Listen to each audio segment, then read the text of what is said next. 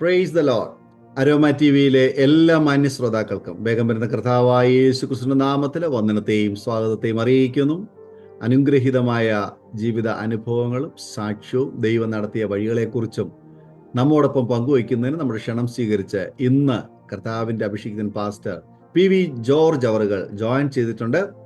കർത്താവിൻ്റെ ദാസിനെ അരോമ ടി വിയിലെ പ്രേക്ഷകരോടൊപ്പം പരിചയപ്പെടുത്തുമ്പോൾ കർത്താവിൻ്റെ ദാസിൻ്റെ ജീവിതത്തിലെ ദൈവീയ പദ്ധതികളെക്കുറിച്ചും അനുഭവങ്ങളും ദൈവം നടത്തിയതായ കാര്യങ്ങളും അതുപോലെ തൻ്റെ വിഷയങ്ങളും ഒക്കെ ശ്രദ്ധയോടെ നമുക്ക് കേൾക്കാം. സ്കിപ്പ് ചെയ്യാതെ ഈ വീഡിയോ അവസാനം വരെ കാണുകയും കേൾക്കുകയും അതുപോലെ തുടർന്നുള്ള ശുശ്രൂഷയുടെ അനുഗ്രഹത്തിനായി എല്ലാ പ്രിയപ്പെട്ടവരും പ്രാർത്ഥനയോടെ ആയിരിക്കുകയും ചെയ്യുവാൻ എല്ലാ പ്രിയപ്പെട്ടവരും ക്ഷണിച്ചുകൊള്ളുന്നു. കർത്താവ് നമ്മെ സഹായിക്കട്ടെ. വീഡിയോയുടെ ഒടുക്കം ഞങ്ങൾ നിങ്ങൾക്ക് വേണ്ടി പ്രാർത്ഥിക്കുന്നതായിരിക്കാം.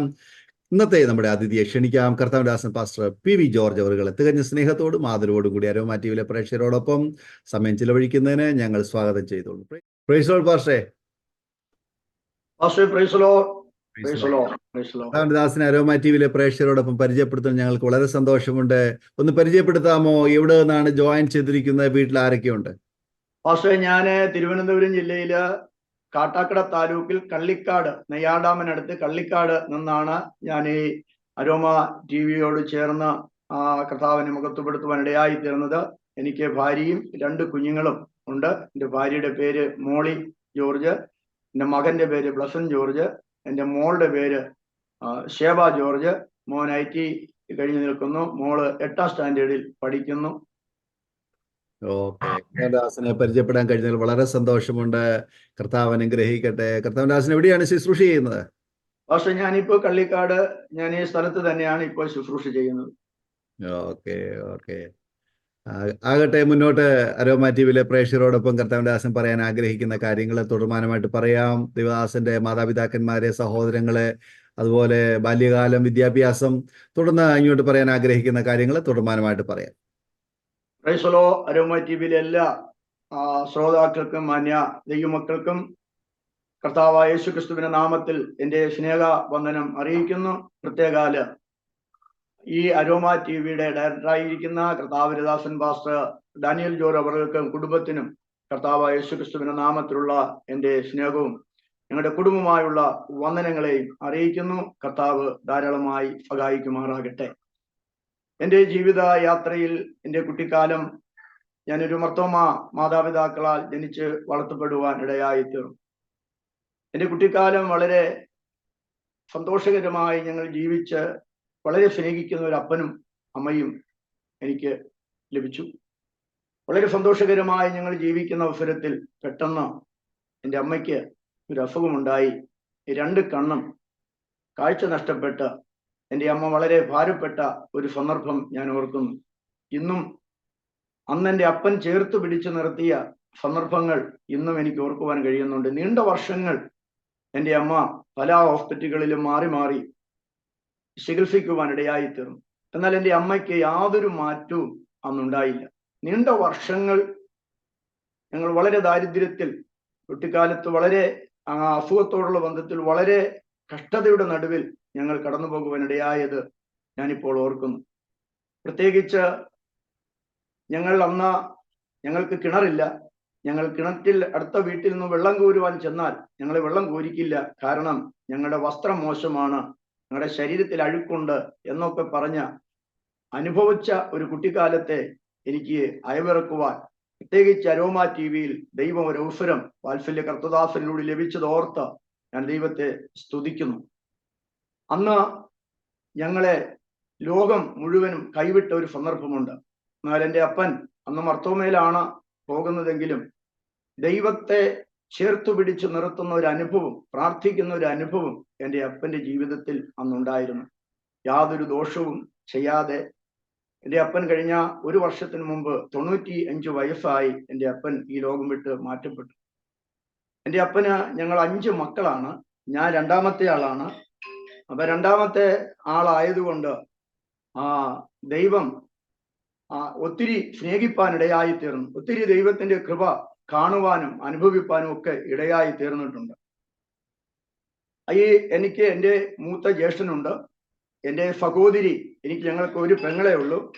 അപ്പൊ ഞങ്ങൾ 5 മക്കളാണ്. ഈ 5 മക്കളും ദൈവത്തിന്റെ കൃപയാല് ഞങ്ങള് സന്തോഷകരമായി ജീവിച്ച ഒരു കുട്ടിക്കാലം എനിക്ക് ഓർമ്മ വരുന്നുണ്ട്.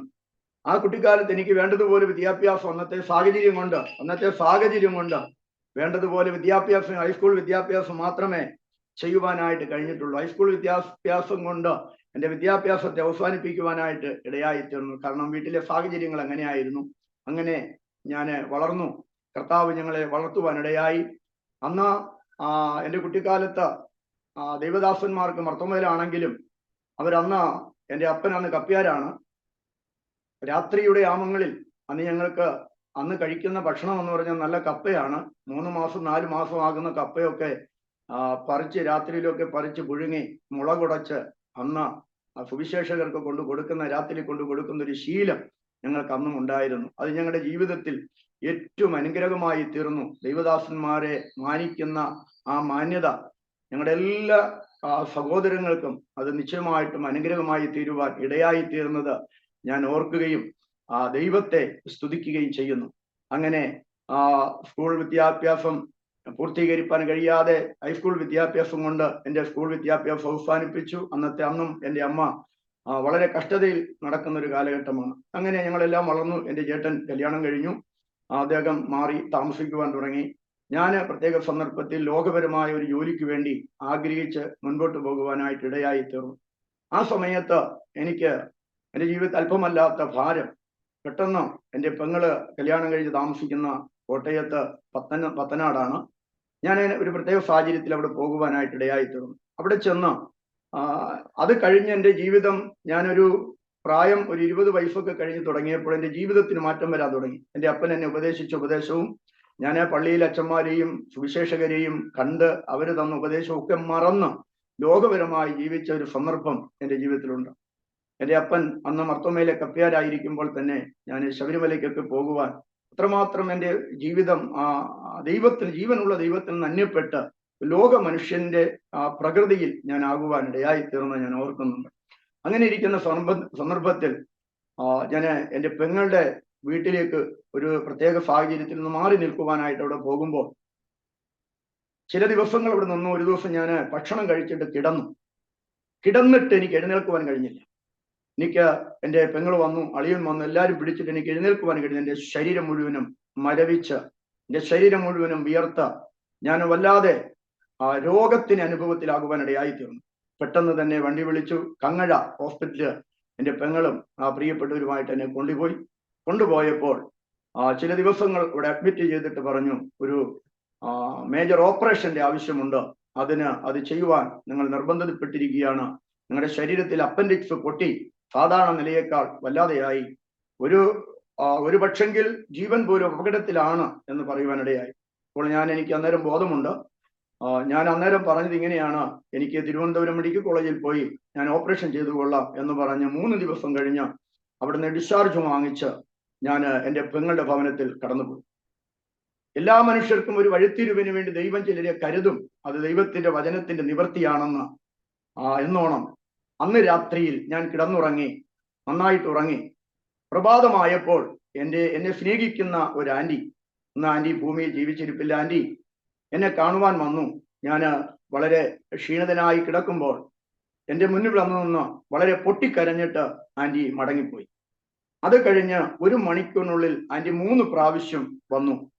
എന്നെ വളരെ സ്നേഹിക്കുകയും, അവർക്ക് 3 പെൺകുട്ടികളാണ്, എന്നെ ഒരു മകനെ പോലെ കണ്ട ആ കുഞ്ഞുങ്ങൾ എന്നെ സ്നേഹിക്കുകയും ചെയ്യുന്നത് കൊണ്ട് എൻ്റെ ഈ അവസ്ഥ കണ്ടിട്ട് ആന്റി കരയുന്നു എന്ന് ഞാൻ ചിന്തിച്ചു.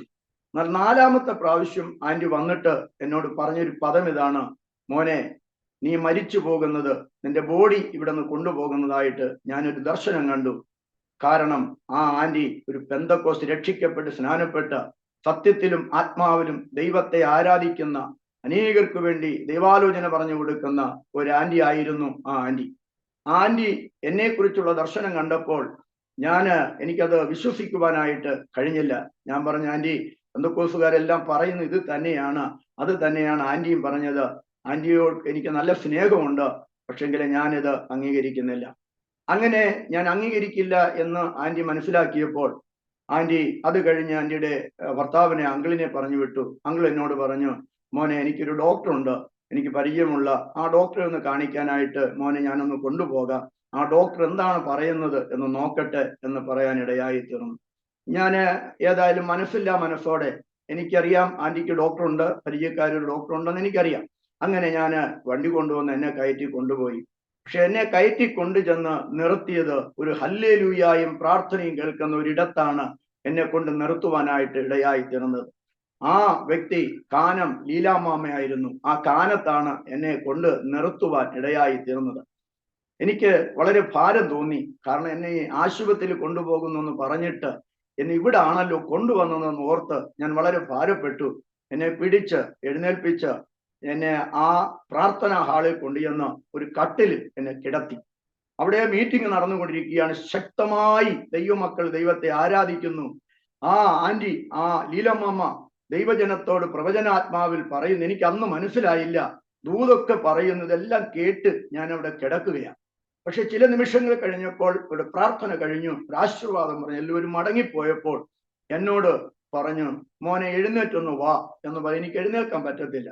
ഒരു 2-3 മിനിറ്റ് ഒരു കരം കോർത്ത് പ്രാർത്ഥിച്ചിട്ട് എന്നോട് ഇങ്ങനെ പറഞ്ഞു, മോൻ എഴുന്നേറ്റ് വാ. അപ്പോൾ ഞാൻ നോക്കിയപ്പോൾ എനിക്കൊരു ബലമുണ്ട്. ഞാൻ എഴുന്നേറ്റു. ഞാൻ അവിടെ ആന്റി പറഞ്ഞ സ്ഥാനത്ത് ചെന്നിരുന്നു. പരിശുദ്ധിയാത്മാവ് എന്നോട് സംസാരിപ്പാൻ തുടങ്ങി. ഒരു മനുഷ്യൻ സകല മറയും നീക്കി നേരെ സംസാരിക്കുന്നത് പോലെ ദൈവം എന്നോട് സംസാരിപ്പാൻ തുടങ്ങി. ഞാനും ആകാശത്തിൽ ഉദിച്ചു നിൽക്കുന്ന നക്ഷത്രവും ചന്ദ്രനും മാത്രം കാണുന്ന ഒത്തിരി കാര്യങ്ങൾ ഈ ആന്റിയുടെ വായിൽ നിന്ന് ആദ്യമായി കാണുന്ന ഈ ആത്മാ മനുഷ്യൻ എന്നോട് സംസാരിപ്പാൻ തുടങ്ങി. അന്ന് എനിക്കൊരു കാര്യം മനസ്സിലായി. സകലത്തെയും നിയന്ത്രിക്കുന്ന, സകലത്തെയും അറിയുന്ന, നാം ഇരിക്കുന്നതും എഴുന്നേൽക്കുന്നതും അറിയുന്ന ഒരു ദൈവമുണ്ട് എന്ന് അന്ന് അവിടെ വെച്ച് എനിക്ക് മനസ്സിലായി. എന്നിട്ട് ആന്റി ഒരു ദൂത് എന്നോട് പറഞ്ഞു, മോനെ ഇന്ന് നിന്റെ നല്ല സമയമാണ്. ഇന്ന് നീ യേശുവിനെ നിന്റെ രക്ഷകനും കർത്താവുമായി നീ അംഗീകരിച്ചാൽ നിനക്ക് ജീവൻ ഉണ്ടാകും. എന്നാൽ അത് അംഗീകരിക്കാതെ നീ പോയാൽ നീ ഓപ്പറേഷൻ നടക്കും. എന്നാൽ ഓപ്പറേഷൻ തിയേറ്ററിന് അകത്തു നിന്ന് നീ മടങ്ങി വരുന്നത് ജീവൻ നഷ്ടപ്പെട്ട ഒരു ബോഡിയായിട്ടായിരിക്കും മടങ്ങി വരുന്നതെന്ന് പറഞ്ഞ് എന്നോട് പറയുമ്പോൾ ഞാൻ അന്നുവരെ എൻ്റെ പ്രതിസന്ധികളിൽ കരയാത്ത ഞാൻ ദൈവശബ്ദത്തിന് മുൻപിൽ ഞാൻ നിലവിളിക്കാൻ തുടങ്ങി. എനിക്കൊരു കാര്യം മനസ്സിലായി, ജീവിക്കുന്ന ഒരു ദൈവമുണ്ട്. ഈ അരോമ ടിവിയിലൂടെ ഞങ്ങളെ ശ്രവിക്കുന്ന വാത്സല്യ പ്രിയപ്പെട്ടവരോട് എനിക്ക് പറയുവാനുള്ളത്, നമ്മെ അറിയുന്ന ഒരു ദൈവമുണ്ട്. അമ്മയുടെ ഉദരത്തിൽ വെച്ച് തന്നെ നമ്മെ വിശുദ്ധീകരിച്ച, നമ്മെ കണ്ട ഒരു ദൈവമുണ്ട്. ഏതെങ്കിലും വിധത്തിൽ ഭാരത്തോടെ കടന്നു പോകുന്ന ആരെങ്കിലും എൻ്റെ ഈ സാക്ഷ്യം കേൾക്കുന്നുണ്ടെങ്കിൽ നിങ്ങൾ യേശു ക്രിസ്തുവിൽ നിങ്ങൾ ആശ്രയിക്കുക.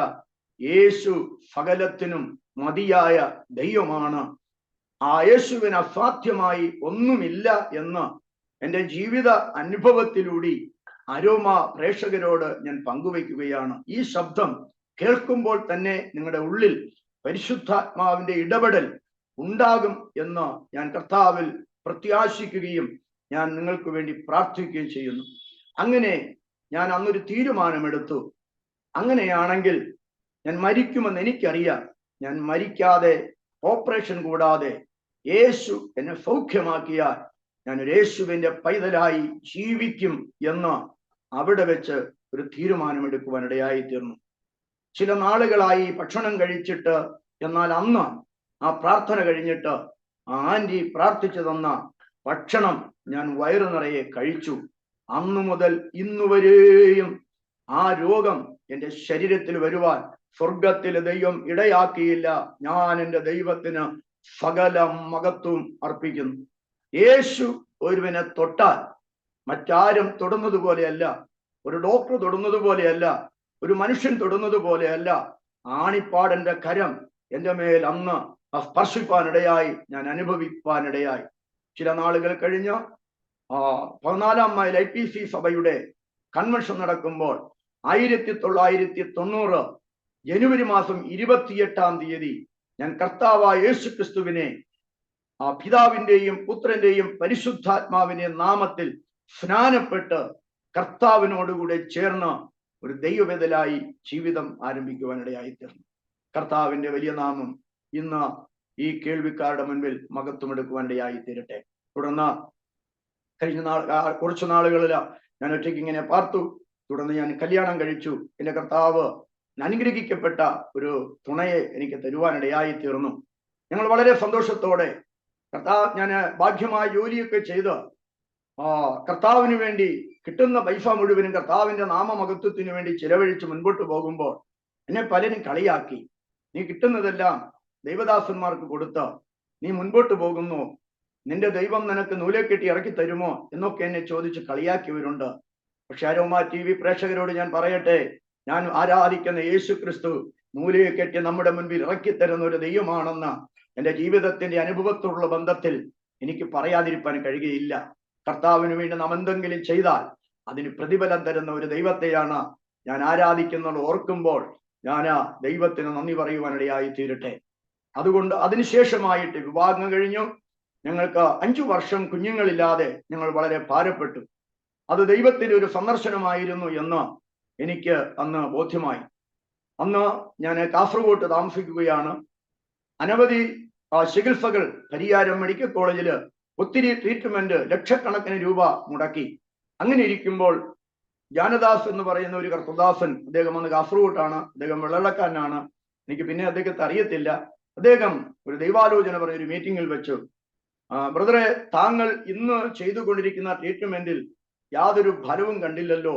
നിങ്ങൾക്ക് തന്ന വിടുതൽ, നിങ്ങളുടെ ഭാര്യയ്ക്കും നിങ്ങളുടെ കുടുംബത്തിനും നിങ്ങൾക്ക് തന്ന വിടുതൽ അങ്ങനെ തന്നെ സംഭവിക്കുമെന്ന് എന്തുകൊണ്ട് നിങ്ങൾക്ക് വിശ്വസിക്കുവാൻ കഴിയുന്നില്ല എന്നൊരു ചോദ്യം എന്നോട് ചോദിപ്പാനിടയായി. അന്ന് ഞങ്ങൾ ഒരുമിച്ചൊരു തീരുമാനമെടുത്തു, ഈ വിഷയത്തിന് ഇനി ഞങ്ങൾ ട്രീറ്റ്മെന്റ് നടത്തില്ല. വർഷങ്ങൾ 5 കഴിഞ്ഞു. എന്നാൽ പിറ്റേ മാസം ഒരു ദൈവാലോചന വന്നു. ഞങ്ങൾ അത് കഴിഞ്ഞ് 2 മാസം കഴിഞ്ഞപ്പോൾ ഒരു ഉപവാസ പ്രാർത്ഥന ദൈവത്തിന് തീരുമാനിച്ചു. ആ ഉപവാസ പ്രാർത്ഥന നടക്കുന്നതിന്റെ 2ാമത്തെ ദിവസം എൻ്റെ പ്രിയപ്പെട്ട ഭാര്യ പ്രഗ്നൻസി ആയത് ആ പ്രാർത്ഥനയുടെ നടുവിൽ വെച്ച് തന്നെ അത് പരസ്യമായി വെളിപ്പെടുവാൻ ഇടയായി തീർന്നു. കുഞ്ഞുങ്ങളില്ലാത്തവർക്ക് കുഞ്ഞുങ്ങളെ കൊടുക്കുവാൻ വേദപുസ്തകം പറയുന്നു, മക്കൾ യഹോവയുടെ അവകാശം, ഉദരബലം ദൈവത്തിന്റെ പ്രതിഫലം. അരോമ TVയിലൂടെ കുഞ്ഞുങ്ങൾക്ക് വേണ്ടി, തലമുറകൾക്ക് വേണ്ടി ആരെങ്കിലും പ്രാർത്ഥിക്കുന്നെങ്കിൽ നിങ്ങൾ പൂർണ്ണമായി ദൈവത്തിൽ ആശ്രയിക്കുക. യേശു ക്രിസ്തു അത്ഭുതങ്ങളെ ചെയ്യുവാനിടയായി തീരും. ഞാൻ എൻ്റെ ദൈവത്തിന് നന്ദിയോടെ ദൈവത്തെ സ്തുതിക്കുന്നു. അങ്ങനെ ഞങ്ങൾ എൻ്റെ ഭാര്യയുടെ വീടാണ് കള്ളിക്കാട്. ഞങ്ങൾ ഇവിടെ കടന്നു വന്നു. ഡെലിവറി ഉള്ള സമയത്ത് ഇവിടെ കടന്നു വന്നു. ഞാൻ കാസർഗോഡ് തന്നെ താമസിച്ചു ഭാഗികമായി ജോലി ചെയ്ത് അങ്ങനെ നിൽക്കുമ്പോൾ പരിശുദ്ധാത്മാവ് ഇടപെടുവാൻ തുടങ്ങി. ഞാൻ എന്തൊക്കെ കർത്താവിന് വേണ്ടി കൊടുത്താലും കർത്താവ് എന്നോടൊരു ചോദ്യം ചോദിച്ചു, കാട്ടിലെ സകല മൃഗങ്ങളും എനിക്കുള്ളത്, എനിക്ക് വിശന്നാൽ ഞാൻ നിന്നോട് ചോദിക്കുമോ? എനിക്ക് നിന്റെ പണമല്ല ആവശ്യം, എനിക്ക് നിന്നെയാണ് ആവശ്യം. ഞാൻ വളരെ ഭാരപ്പെട്ടു. ഞാൻ ദൈവത്തോട് ചോദിച്ച ചോദ്യം ഇതാണ്, കർത്താവേ, ഞാനൊരു മനുഷ്യന്റെ വാക്ക് കേട്ട് ഞാൻ ഇറങ്ങത്തില്ല, ഞാനൊരു പ്രവാചകന്റെ വാക്ക് കേട്ട് ഞാൻ ഇറങ്ങത്തില്ല. അങ്ങനെയെങ്കിൽ അങ്ങനോട് സംസാരിക്കണം. ചില ആളുകൾ ഏകദേശം 21 ദിവസം ഞാൻ മാറി മാറി ആരും അറിയാതെ പല ഭവനങ്ങളിലും ചെന്ന് 3 ദിവസം വീതം ദൈവസന്നിധിയിൽ ഉപവസിച്ചു പ്രാർത്ഥിച്ചു. ആ ദിവസങ്ങളിലെല്ലാം ദൈവാത്മാവ് എന്നോട് ഇടപെടുവാനിടയായി തീർന്നു. എന്നോട് പരിശുദ്ധാത്മാവ് ഇങ്ങനെ പറഞ്ഞു, ആമേൻ. യെശയ്യാ പ്രവാചകന്റെ പുസ്തകം 40-ാം അധ്യായത്തിന്റെ 4-ാമത്തെ വാക്യത്തിൽ പറയുന്നു, ഞാൻ നിന്നെ പേർ ചൊല്ലി വിളിച്ചിരിക്കുന്നു, നീ അറിയാതിരിക്കെ ഞാൻ നിന്നെ ഓമനെ പേർ ചൊല്ലി വിളിച്ചിരിക്കുന്നു, നീ എനിക്കുള്ളവൻ തന്നെ. ആ ശബ്ദം എൻ്റെ ഹൃദയത്തിൽ ശക്തമായി മുഴങ്ങി കേട്ടുകൊണ്ടിരുന്നു. നാളുകൾ എന്നെ അസ്വസ്ഥപ്പെടുത്തുവാനിടയായി.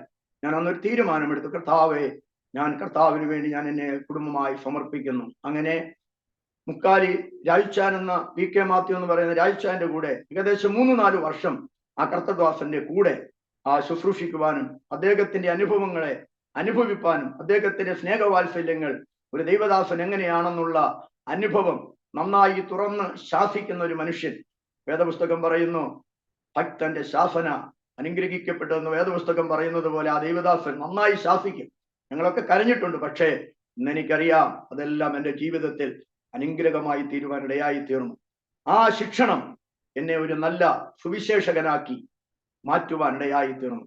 ഞാൻ ദൈവത്തിൽ നിന്ന് മാത്രമേ പഠിച്ചില്ല അനുഭവങ്ങൾ, ചില സ്ഥലങ്ങളിൽ നിന്ന് ചില കാര്യങ്ങളൊക്കെ വചനത്തിലൂടെ പഠിച്ചു, ചില കോൺഫറൻസുകൾ, ഒത്തിരി കാര്യങ്ങളൊക്കെ അങ്ങനെ നടന്നെങ്കിലും ആമേൻ കൂടുതലും പഠിച്ചത് ഞാൻ കർത്താവിന്റെ പാദപീഠത്തിൽ നിന്നാണ്.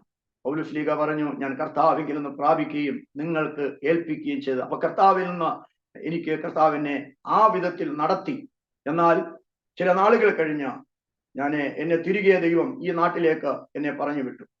നെയ്യാർ ഡാമിനടുത്ത് ആഴാങ്കാൽ എന്ന് പറയുന്ന ഒരു സ്ഥലത്ത് ചർച്ചക്കോടിനുള്ള ബന്ധത്തിൽ ഞാൻ ഒരു ചെറിയ പ്രവർത്തനം ആരംഭിച്ചു. ആ പ്രവർത്തനം മുൻപോട്ട് പോകുമ്പോൾ ചില സാങ്കേതികമായ ബുദ്ധിമുട്ടുകളാൽ ആ സംഘടനയോടുള്ള ബന്ധത്തിൽ തുടർന്നു പോകുവാൻ കഴിയാത്ത ഒരു സാഹചര്യം എൻ്റെ ജീവിതത്തിൽ കടന്നു വന്നു. അന്ന് എനിക്ക് മോന് ഒരു കുഞ്ഞുണ്ട്. അവൻ അന്ന് 4 വയസ്സ് പ്രായമുണ്ട്. ആ ഒരു ചെറിയ ഷെഡിനകത്ത് ഞങ്ങൾ മഴ പെയ്തു കഴിഞ്ഞാൽ എൻ്റെ കുഞ്ഞിനെ എടുത്ത് തോളിലിട്ട് കട്ടിൽ ചെരിച്ചു വെച്ച് ഞങ്ങൾ രാത്രി കഴിച്ചു കൂട്ടി ഒത്തിരി ദിനരാത്രങ്ങളുണ്ട്. അന്നൊക്കെ ഞാൻ ഓർക്കുന്നു ദൈവം നടത്തിയ വിധങ്ങൾ. അതൊക്കെ ഭഗിക്കുവാൻ അന്ന് ദൈവം കൃപ തരുവാനിടയായി തീർന്നു. ആ നടത്തിപ്പുകൾ ഇന്ന് ഞാൻ ഓർക്കുമ്പോൾ അന്ന് നടന്നത് ഞാനല്ല, യേശുവാണ് നടന്നത്. ഞാൻ യേശുവിന്റെ കരങ്ങളിലായിരുന്നു എന്ന് പറയാതിരിക്കാൻ കഴിയുകയില്ല. കർത്താവിന്റെ വേലയിൽ ഇറങ്ങിത്തിരിച്ചിട്ട് ആരെങ്കിലും ഭാരപ്പെടുന്നുവെങ്കിൽ ഈ അരോമ ടിവിയിലൂടെ കേൾക്കപ്പെടുന്ന ഈ സാക്ഷ്യം നിങ്ങളുടെ ജീവിതത്തിലെ ശുശ്രൂഷകൾക്കും കർത്താവിന്റെ വേലയ്ക്കും ഒരു മുതൽക്കൂട്ടായി നിങ്ങളുടെ ഹൃദയത്തെ രൂപാന്തരപ്പെടുത്തി നിലനിർത്തുവാൻ പരിശുദ്ധാത്മാവ് സഹായിക്കുമാറാകട്ടെ. അങ്ങനെ കർത്താവിന്റെ വേല ആരംഭിച്ചു. ചില നാളുകൾ കഴിഞ്ഞ് ഞാൻ ട്രിനിറ്റി ഫുൾ ഗോസ്പൽ ചർച്ച് എന്ന ഒരു സംഘടനയുള്ള ബന്ധത്തിൽ അതിന്റെ ഹെഡ് ഓഫീസ് മല്ലപ്പള്ളിയിലാണ്. അതിന്റെ പ്രസിഡന്റ് ജേക്കബ് ചാണ്ടി എന്ന് പറയുന്ന കർത്തൃദാസനാണ്. വളരെ അനുഗ്രഹിക്കപ്പെട്ട ദൈവത്താൽ ആരംഭിക്കപ്പെട്ട ഒരു കൂട്ടായ്മയാണ് എന്ന് ദൈവാത്മാവിന്റെ ഇടപെടൽ ഉണ്ടായതുകൊണ്ട് ഞാൻ ആ കൂട്ടായ്മയായിട്ട് ബന്ധപ്പെട്ട് നീണ്ട വർഷങ്ങൾ അതുകൊണ്ടുള്ള ബന്ധത്തിൽ മുൻപോട്ട് പോകുവാനിടയായി. അങ്ങനെ ഇരിക്കുമ്പോൾ കള്ളിക്കാട് ജംഗ്ഷനിലെ ഒരു അല്പസ്ഥലം ദൈവം തന്നു. ഞങ്ങൾ 5 സെന്റ് സ്ഥലത്തിന് വേണ്ടി ആഗ്രഹിച്ചു. എന്നാൽ 13.5 സെന്റ് സ്ഥലം കർത്താവ് തരുവാനായിട്ട് ഇടയായി തീർന്നു. അവിടെ മനോഹരമായ ഒരു ചർച്ച് പണിയുവാൻ ആരംഭിച്ചു. എനിക്ക് നേരെ 12 കേസ്, അന്ന് ചർച്ച് പണിയോടുള്ള ബന്ധത്തിൽ 12 കേസ് എനിക്ക് നേരെ കടന്നു വരുവാനിടയായി. ഞാൻ പോലീസ് സ്റ്റേഷനിൽ നിന്ന് വീട്ടിൽ വരുമ്പോൾ സർക്കിൾ ഓഫീസിൽ എന്നെ വിളിക്കും. അവിടെ നിന്ന് ഞാൻ വീട്ടിൽ വരുമ്പോൾ DGP, DOSP ഓഫീസ്, അങ്ങനെ പല പോലീസ് സ്റ്റേഷനുകളിലും മാറി മാറി നീണ്ട 6 മാസം ഞാൻ മുൻപോട്ട് പോകുവാനിടയായി. ഏതായാലും ദൈവത്തിന്റെ കരുണയാലും ദൈവത്തിന്റെ കൃപയാലും ആ ചർച്ച് പണിയപ്പെട്ടു. സകല കേസുകളും തള്ളപ്പെട്ടു. അങ്ങനെ ആരാധന അവിടെ ആരംഭിച്ചു. ഞങ്ങൾക്ക് കറണ്ട് കിട്ടിയിട്ടില്ല. കറണ്ട് തരുവാനായിട്ട് പോസ്റ്റ് കൊണ്ടിറക്കാൻ വന്നപ്പോൾ ചില പ്രിയപ്പെട്ടവർ അതിനെ തടഞ്ഞു. അവർ ഇറക്കിയില്ല, കറണ്ട് തന്നിട്ടില്ല. അങ്ങനെ 6 മാസം ഞങ്ങൾ ദൈവത്തെ അവിടെ ആരാധിച്ചു. 6 മാസം ദൈവത്തെ ആരാധിച്ചു. 6ാമത്തെ മാസത്തിൽ ഒരു ചെറിയ പ്രശ്നം അവിടെ കടന്നു വരുവാനിടയായി തീർന്നു. ചില പ്രിയപ്പെട്ടവർ തലേ ദിവസം, തലയാഴ്ചയിൽ ഒരാഴ്ചയ്ക്ക് മുമ്പ് ഞങ്ങളോട് വന്നിട്ട് പറഞ്ഞു, അടുത്ത ആഴ്ച ഞങ്ങൾ ചില കാര്യങ്ങൾ ക്രമീകരിക്കുന്നുണ്ട്, ഒന്നുകിൽ ഇവിടെ നിന്ന് പോകണം, ഇല്ലെങ്കിൽ മൗനമായിരുന്നോണം എന്ന് പറയുവാനിടയായി. ഞങ്ങൾ ദൈവത്തെ ആരാധിച്ച് ഒത്തിരി പേരൊന്നുമില്ല, പുതിയ പ്രവർത്തനമാണ്, ചില ആൾക്കാർ മാത്രമേ ഉള്ളൂ. എന്നാൽ പിറ്റേ ഞായറാഴ്ച ഏകദേശം ഒരു 1500-2000-ഓളം പേര് വന്ന് ഞങ്ങളെ നന്നായി പൊതിരെ തല്ലി, ഞങ്ങളെല്ലാം റോഡിൽ ചവിട്ടി ഓടയിലൊക്കെ വലിച്ചെറിഞ്ഞു. ഒത്തിരി പ്രശ്നങ്ങൾ ഉണ്ടാകുവാനിടയായി. അന്ന് യേശുക്രിസ്തു പറഞ്ഞ വാക്ക് ഞാൻ ഓർത്തു, ലോകത്തിൽ നിങ്ങൾക്ക് കഷ്ടമുണ്ട്, എങ്കിലും ധൈര്യപ്പെടുവീൻ, ഞാൻ ലോകത്തെ ജയിച്ചിരിക്കുന്നു. ആ ആത്മബലത്താൽ ഞങ്ങൾ എഴുന്നേറ്റു. പോലീസ് വന്നു, സർക്കിൾ വന്നു, SP വന്നു, കളക്ടർ അയ്യപ്പൻ, അന്ന് തിരുവനന്തപുരം ജില്ലാ കളക്ടറായിരിക്കുന്ന കളക്ടർ അയ്യപ്പൻ തൻ ഓർഡർ ഇട്ടു, ഈ ചർച്ച് കൂട്ടുവാനായിട്ട് ഓർഡർ ഇട്ടു. ഏകദേശം 1 മണിയായപ്പോൾ ചില പ്രിയപ്പെട്ടവരെ പോലീസ് അറസ്റ്റ് ചെയ്തു. അപ്പൊ ഞങ്ങളാരും കുറ്റക്കാരല്ലല്ലോ എന്നുള്ള ഭാവത്തിൽ ഞാൻ ചർച്ചിൽ മടങ്ങി, അടിയെല്ലാം കൊണ്ട് എഴുന്നേറ്റ് ചർച്ചിൽ മടങ്ങി വന്നു. ചർച്ചിൽ ഇരിക്കുമ്പോൾ എൻ്റെ കൂടെ പഠിച്ച അമ്പൂരി ഹൈസ്കൂളിൽ എന്നോടൊപ്പം പഠിച്ച ഒരു പോലീസുകാരൻ വീട്ടിൽ വന്നു, ചർച്ചിൽ വന്ന് എന്നോട് പറഞ്ഞു, പോലീസ് സ്റ്റേഷൻ വരെ വരണം, ഒരു സ്റ്റേറ്റ്മെന്റ് എടുക്കാനുണ്ട്, സ്റ്റേഷൻ വരെ ഒന്ന് വരണം എന്ന് പറയുവാനിടയായി. എന്നെ അവിടെ നിന്ന് അദ്ദേഹം വഴിയിലോട്ട് കയറ്റി. ഞാൻ വഴിയിലോട്ട് വന്നപ്പോൾ എൻ്റെ പുറകിൽ ഒരു സർക്കിൾ വന്നു, അതിൻ്റെ പുറകിൽ കുറച്ച് പോലീസുകാർ വന്നു.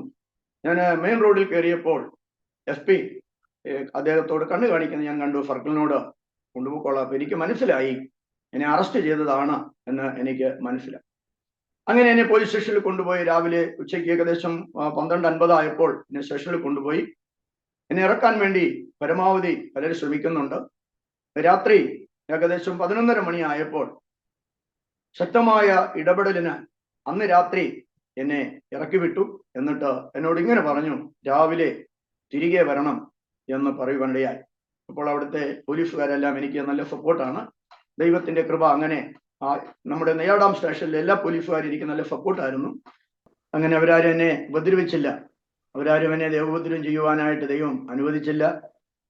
എന്നാൽ അവരെന്നോട് ഒരു കാര്യം പറഞ്ഞത്, പാസ്റ്ററെ, നിങ്ങൾ പാസ്റ്ററാണ്, നാളെ നിങ്ങൾ ഇവിടെ വന്നാൽ നിങ്ങളെ റിമാൻഡ് ചെയ്യും. ഞങ്ങളുടെ SP-യുടെ പ്രത്യേക ഓർഡറാണ്, നിങ്ങളെ റിമാൻഡ് ചെയ്യും. പിന്നെ നിങ്ങൾക്ക് എപ്പോൾ ഇറങ്ങാൻ പറ്റുമെന്ന് പറയാൻ പറ്റത്തില്ല. അതുകൊണ്ട് ഞങ്ങൾ പറഞ്ഞു എന്ന് നിങ്ങൾ ആരോടും പറയരുത്. എന്നാലും നിങ്ങളൊരു ബുദ്ധിയോടെ ഒരു കാര്യം ചെയ്യേണ്ടി വരും. എന്താന്ന് വെച്ചാൽ ആലോചിക്കാൻ പറയും. അപ്പൊ ആ പറഞ്ഞതിന്റെ അർത്ഥം, ഞാനൊരു അന്നത്തെ FR തങ്കരാജ് എന്ന് പറയുന്ന മുൻ MLA ഇദ്ദേഹത്തെ വിളിച്ച് ചോദിച്ചപ്പോൾ അദ്ദേഹം പറഞ്ഞത്, ഫസ്റ്റ് തൽക്കാലത്തേക്കൊന്ന് മാറി നിൽക്കാം, ഈ ഇഷ്യൂ ഒന്ന് മാറുന്നത് വരെ ഒന്ന് മാറി നിൽക്കാൻ പറഞ്ഞു. അങ്ങനെ ഞാൻ ഏകദേശം 22 ദിവസം വരെ ഞാൻ അവിടെ നിന്ന് മാറി നിൽക്കേണ്ട ഒരു സാഹചര്യം വരുവാനിടയായി. അന്നേരം കള്ളിക്കാട് പഞ്ചായത്തിൽ, കള്ളിക്കാട് വാർഡിൽ കർഫ്യൂ ഏർപ്പെടുത്തി. CRPF-നെ ഇറക്കി. വളരെ പ്രശ്നങ്ങൾ, സങ്കീർണമായ പ്രശ്നങ്ങൾ ഉണ്ടായിരുന്നു. അന്ന് വളരെ ദൈവത്തിന്റെ പദ്ധതി എന്ന് പറഞ്ഞാൽ, ജീവിക്കുന്ന ഒരു ദൈവത്തിന്റെ കരം, ദൈവമക്കൾ സ്തോത്രം ചെയ്താൽ, ദൈവമക്കൾ ദൈവത്തെ ആരാധിക്കുമ്പോൾ എന്തൊക്കെ സംഭവിക്കും, അതിന്റെ വിടുതൽ എന്തൊക്കെ സംഭവിക്കും എന്നുള്ളതൊക്കെ ജീവിത അനുഭവങ്ങളിലൂടെ എനിക്ക് മനസ്സിലാക്കുവാനിടയായി തീർന്നു. അങ്ങനെ ഞാൻ കുറച്ചു ദിവസം മാറി നിന്നു. ചർച്ച് പൊളിക്കാനായിട്ട് മറ്റ് ചില പ്രിയപ്പെട്ടവർ അതിനുവേണ്ടി തയ്യാറാകുമ്പോൾ ആണ് ഈ പോലീസ് അങ്ങനെ ഒരു ഏകദേശം 18 ദിവസം CRPF-നെ ഇറക്കി ഞങ്ങളുടെ ചർച്ചിന് ചുറ്റും ജംഗ്ഷനിലൊക്കെ ഉണ്ടായിരുന്നു. അങ്ങനെ ഇരിക്കുമ്പോൾ ഞാൻ മാറി. എൻ്റെ ചർച്ചിൽ അന്ന് എന്നെ സപ്പോർട്ട് ചെയ്യുന്ന, എന്നോടൊപ്പം ആരാധിക്കുന്ന ഒരു സഹോദരനെ എന്നെ കിട്ടാത്തതിൻ്റെ പേരിൽ SIയെ സസ്പെൻഡ് ചെയ്തിട്ട് മറ്റൊരാളെ വന്നപ്പോൾ അദ്ദേഹത്തെ അറസ്റ്റ് ചെയ്തു. ഒത്തിരി വേദനാജനകമായ അനുഭവങ്ങൾ ഞാൻ മാറി നിന്നു. അന്ന് ദൈവസ്നേഹത്തെക്കുറിച്ച് എനിക്ക് അനുഭവിക്കാൻ കഴിയും. ചർച്ച പൊളിച്ചു. ദൈവസ്നേഹം എന്താണെന്ന് ഞാൻ പല വീടുകളിലും ഞാനിങ്ങനെ ഒളിവിൽ നിൽക്കുമ്പോൾ എൻ്റെ ഭാര്യയും 6 വയസ്സ് മാത്രം പ്രായമുള്ള ഒരു കുഞ്ഞും കുറച്ച് പോലീസുകാരും മാത്രമാണ് അവിടെ ഉള്ളത്. എൻ്റെ ഭാര്യ ഭക്ഷണം കഴിക്കുകയോ, കഴിഞ്ഞ ദിവസമാണ്, ഈ കഴിഞ്ഞ ഞായറാഴ്ചയാണ് എൻ്റെ ഭാര്യ സാക്ഷ്യം പറഞ്ഞപ്പോൾ പറഞ്ഞത്, അന്ന് ഭർത്താവ് എവിടെയാണെന്ന് അറിയത്തില്ല, ആത്മഹത്യ ചെയ്താൽ എന്ത് എന്നൊക്കെ ചിന്തിച്ച ഒരു സന്ദർഭം ഉണ്ടായിരുന്നു എന്ന് പറയുവാനിടയായി. എന്നാൽ അന്നേരം പരിശുദ്ധിയാത്മാവ് തന്നെ തട്ടി ഉണർത്തി, അതിനല്ല നിന്നെ വിളിച്ചത്, എന്നോടൊപ്പം പാളയത്തിന് പുറത്ത് ചെന്ന് എന്നോടൊപ്പം കഷ്ടം സഹിക്കുവാൻ ദൈവം തിരഞ്ഞെടുത്ത് ആ വചനത്തിൽ പ്രവർത്തിച്ചു.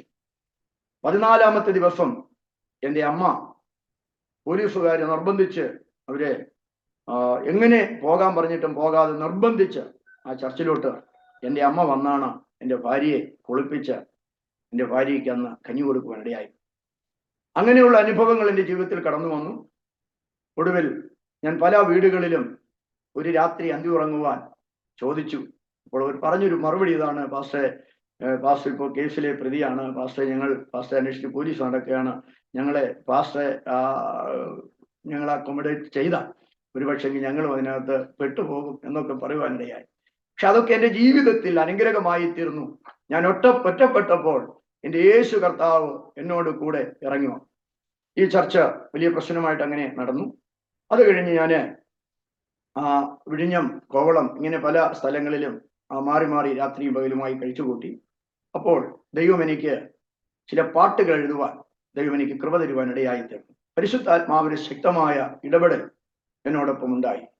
ആ പാട്ടിന്റെ വരി ഇങ്ങനെയാണ്: ജീവിതയാത്രയിൽ താണിടാതെ കരുണയുള്ളോ എന്നെ താങ്ങിടുന്നു, ജീവിതയാത്രയിൽ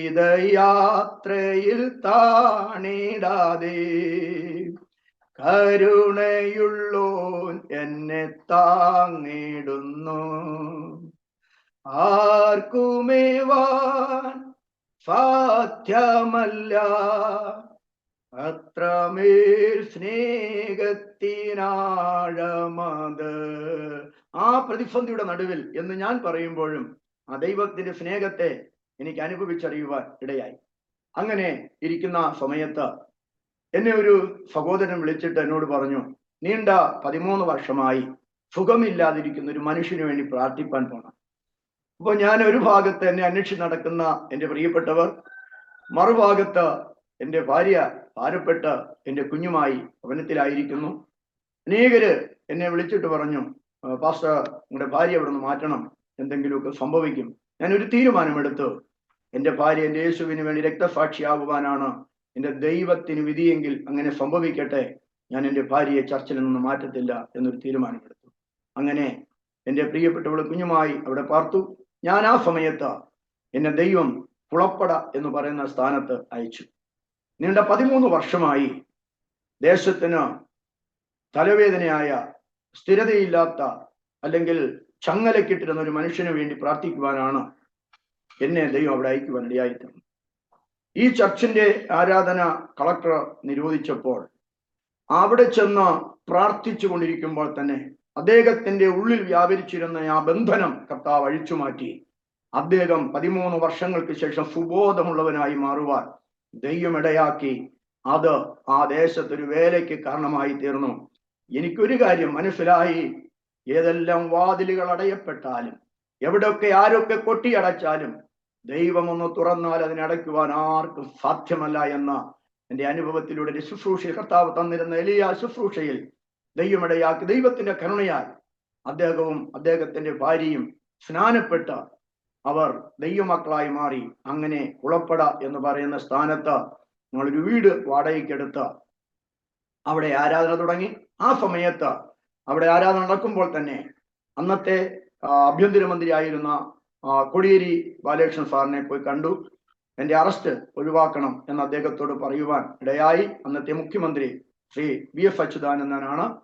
അദ്ദേഹം ഇടപെട്ട് അന്നത്തെ DGP ശ്രീവാസ്തവയാണ്. ഇവരെ 3 പേരെയും ഞാൻ പോയി കണ്ടു. അവിടെ പോയി കണ്ട് പ്രിയ കോടിയേരി സാറ് എന്നോട് പറഞ്ഞു, പാസ്റ്റർ പൊക്കോ, നിങ്ങളെ അറസ്റ്റ് ചെയ്യത്തില്ല, അതിന് വേണ്ടുന്ന ക്രമീകരണങ്ങൾ ഞാൻ ചെയ്യാം എന്ന് പറയുവാനായിട്ട് ഇടയായി തീർന്നു. ചില പ്രിയപ്പെട്ടവർ എനിക്ക് വേണ്ടി നന്നായിട്ട് സപ്പോർട്ട് ചെയ്തു അറസ്റ്റ് ഒഴിവാക്കാൻ. അതിലൊരാളാണ് അനാവ് നാഗപ്പൻ സാറ്, ശ്രീ കോടിയേരി സാറ്, ഇങ്ങനെയുള്ള പല പ്രിയപ്പെട്ടവരും അതിനുവേണ്ടി സപ്പോർട്ട് ചെയ്തു. അങ്ങനെ പ്രിയ കോടിയേരി സാർ പറഞ്ഞതിന്റെ 3-ാമത്തെ ദിവസം ഞാൻ എൻ്റെ ചർച്ചിൽ തിരികെ എത്തുവാനിടയായി. അങ്ങനെ ഞങ്ങൾ ആരാധനയില്ല, അതിനകത്ത് കറക്റ്റ് നിരോധിച്ചിരിക്കുകയാണ്. ഞങ്ങൾ അവിടെ താമസിക്കുകയാണ്. ഏകദേശം 3 വർഷം അവിടെ താമസിച്ചു. കുളപ്പട എന്ന് പറയുന്ന സ്ഥാനത്ത് പോയി ആരാധന നടത്തും. ഞങ്ങൾ ഇവിടെ താമസിക്കുന്നു. അങ്ങനെ താമസിക്കുന്ന സമയത്ത് ഒരു രാത്രിയിൽ ഏകദേശം ഞാനൊരു കൺവെൻഷൻ കഴിഞ്ഞ് തിരികെ ചർച്ചിൽ വന്ന് ഞങ്ങൾ ഉറങ്ങുമ്പോൾ ഒരു 12:45 ആകുന്ന സമയത്ത് ഞാനൊരു ശബ്ദം കേട്ടു. ഞങ്ങളുടെ ചർച്ച് മുഴുവനും അടിച്ച് പൊളിക്കുന്ന ഒരു ശബ്ദം കേട്ടു. ഞാനും എൻ്റെ ഭാര്യയും എൻ്റെ കുഞ്ഞും ഞങ്ങൾ കുഞ്ഞ് നല്ല ഉറക്കമാണ്, ഒരു ചെറിയ ശബ്ദം കേട്ടാലും ഉണരുന്നവനാണ്. എന്നാൽ അവൻ അന്ന് ഉണർന്നില്ല. ഞാൻ എൻ്റെ ഭാര്യയുടെ കരം ഞങ്ങൾ കോർത്തു പിടിച്ചിട്ട് ഞാൻ ഇങ്ങനെ പറഞ്ഞു, ഞാൻ ചില ദിവസങ്ങൾക്ക് മുമ്പ് ഞാൻ അറിഞ്ഞ ഒരു വാർത്തയുണ്ട്. ഞാൻ പറഞ്ഞു, നമുക്ക് ഇന്ന് ഒരു പക്ഷെങ്കിൽ നമ്മുടെ ശുശ്രൂഷയുടെ അവസാന രാത്രി ആയിരിക്കാം, നമുക്ക് ദൈവത്തെ സ്തുതിക്കാം എന്ന് പറഞ്ഞ് ഞങ്ങൾ കരം കോർത്ത് ഞങ്ങൾ ദൈവത്തെ ആത്മാവിൽ ആരാധിപ്പാൻ തുടങ്ങി. ഞങ്ങൾ ദൈവത്തെ ആരാധിച്ച് ചില മിനിറ്റുകൾ ഞങ്ങൾ ഏത് ശബ്ദത്തിൽ ദൈവത്തെ ആരാധിച്ചു എന്ന് എനിക്കറിയത്തില്ല. ദൈവത്തെ ആരാധിച്ചു കഴിഞ്ഞപ്പോൾ പിന്നെ യാതൊരു ശബ്ദവും കേൾക്കുവാനില്ല. ഉടനെ എനിക്ക് മനസ്സിലായി, 4 ഭാഗത്തുമുള്ള ഗ്ലാസും ചർച്ചുമെല്ലാം അടിച്ചു പൊട്ടിച്ചു എന്ന് എനിക്ക് മനസ്സിലായി. ഞാൻ ഉടൻ തന്നെ സ്റ്റേഷനിൽ വിളിച്ചു. പോലീസ് വന്നു. അവർ വന്ന് നോക്കിയപ്പോൾ ശേഷം ഞാൻ പുറത്തിറങ്ങി നോക്കിയപ്പോൾ എല്ലാം അടിച്ച് തകർത്തു. തലേ ദിവസം എൻ്റെ സംഘടനയിലെ ഒരു ദിവദാസനെ വിളിച്ചിട്ട് അറിയിച്ചിരുന്നു. അദ്ദേഹം എന്നോട് പറഞ്ഞില്ല, ഇന്ന് രാത്രിയിൽ ഞങ്ങൾ ജോർജ് പാസ്റ്ററെ കൊല്ലും. അങ്ങനെ പറഞ്ഞ ആണ് അവർ വന്നത്. പിറ്റേ ദിവസമാണ് ഞാൻ വിവരം അറിയുന്നത്. എന്നാൽ അന്ന് SP വന്നിട്ട് ചോദിച്ചു, കേസുണ്ടോ എന്ന് ചോദിച്ചു. ഞാൻ പറഞ്ഞില്ല, കേസില്ല.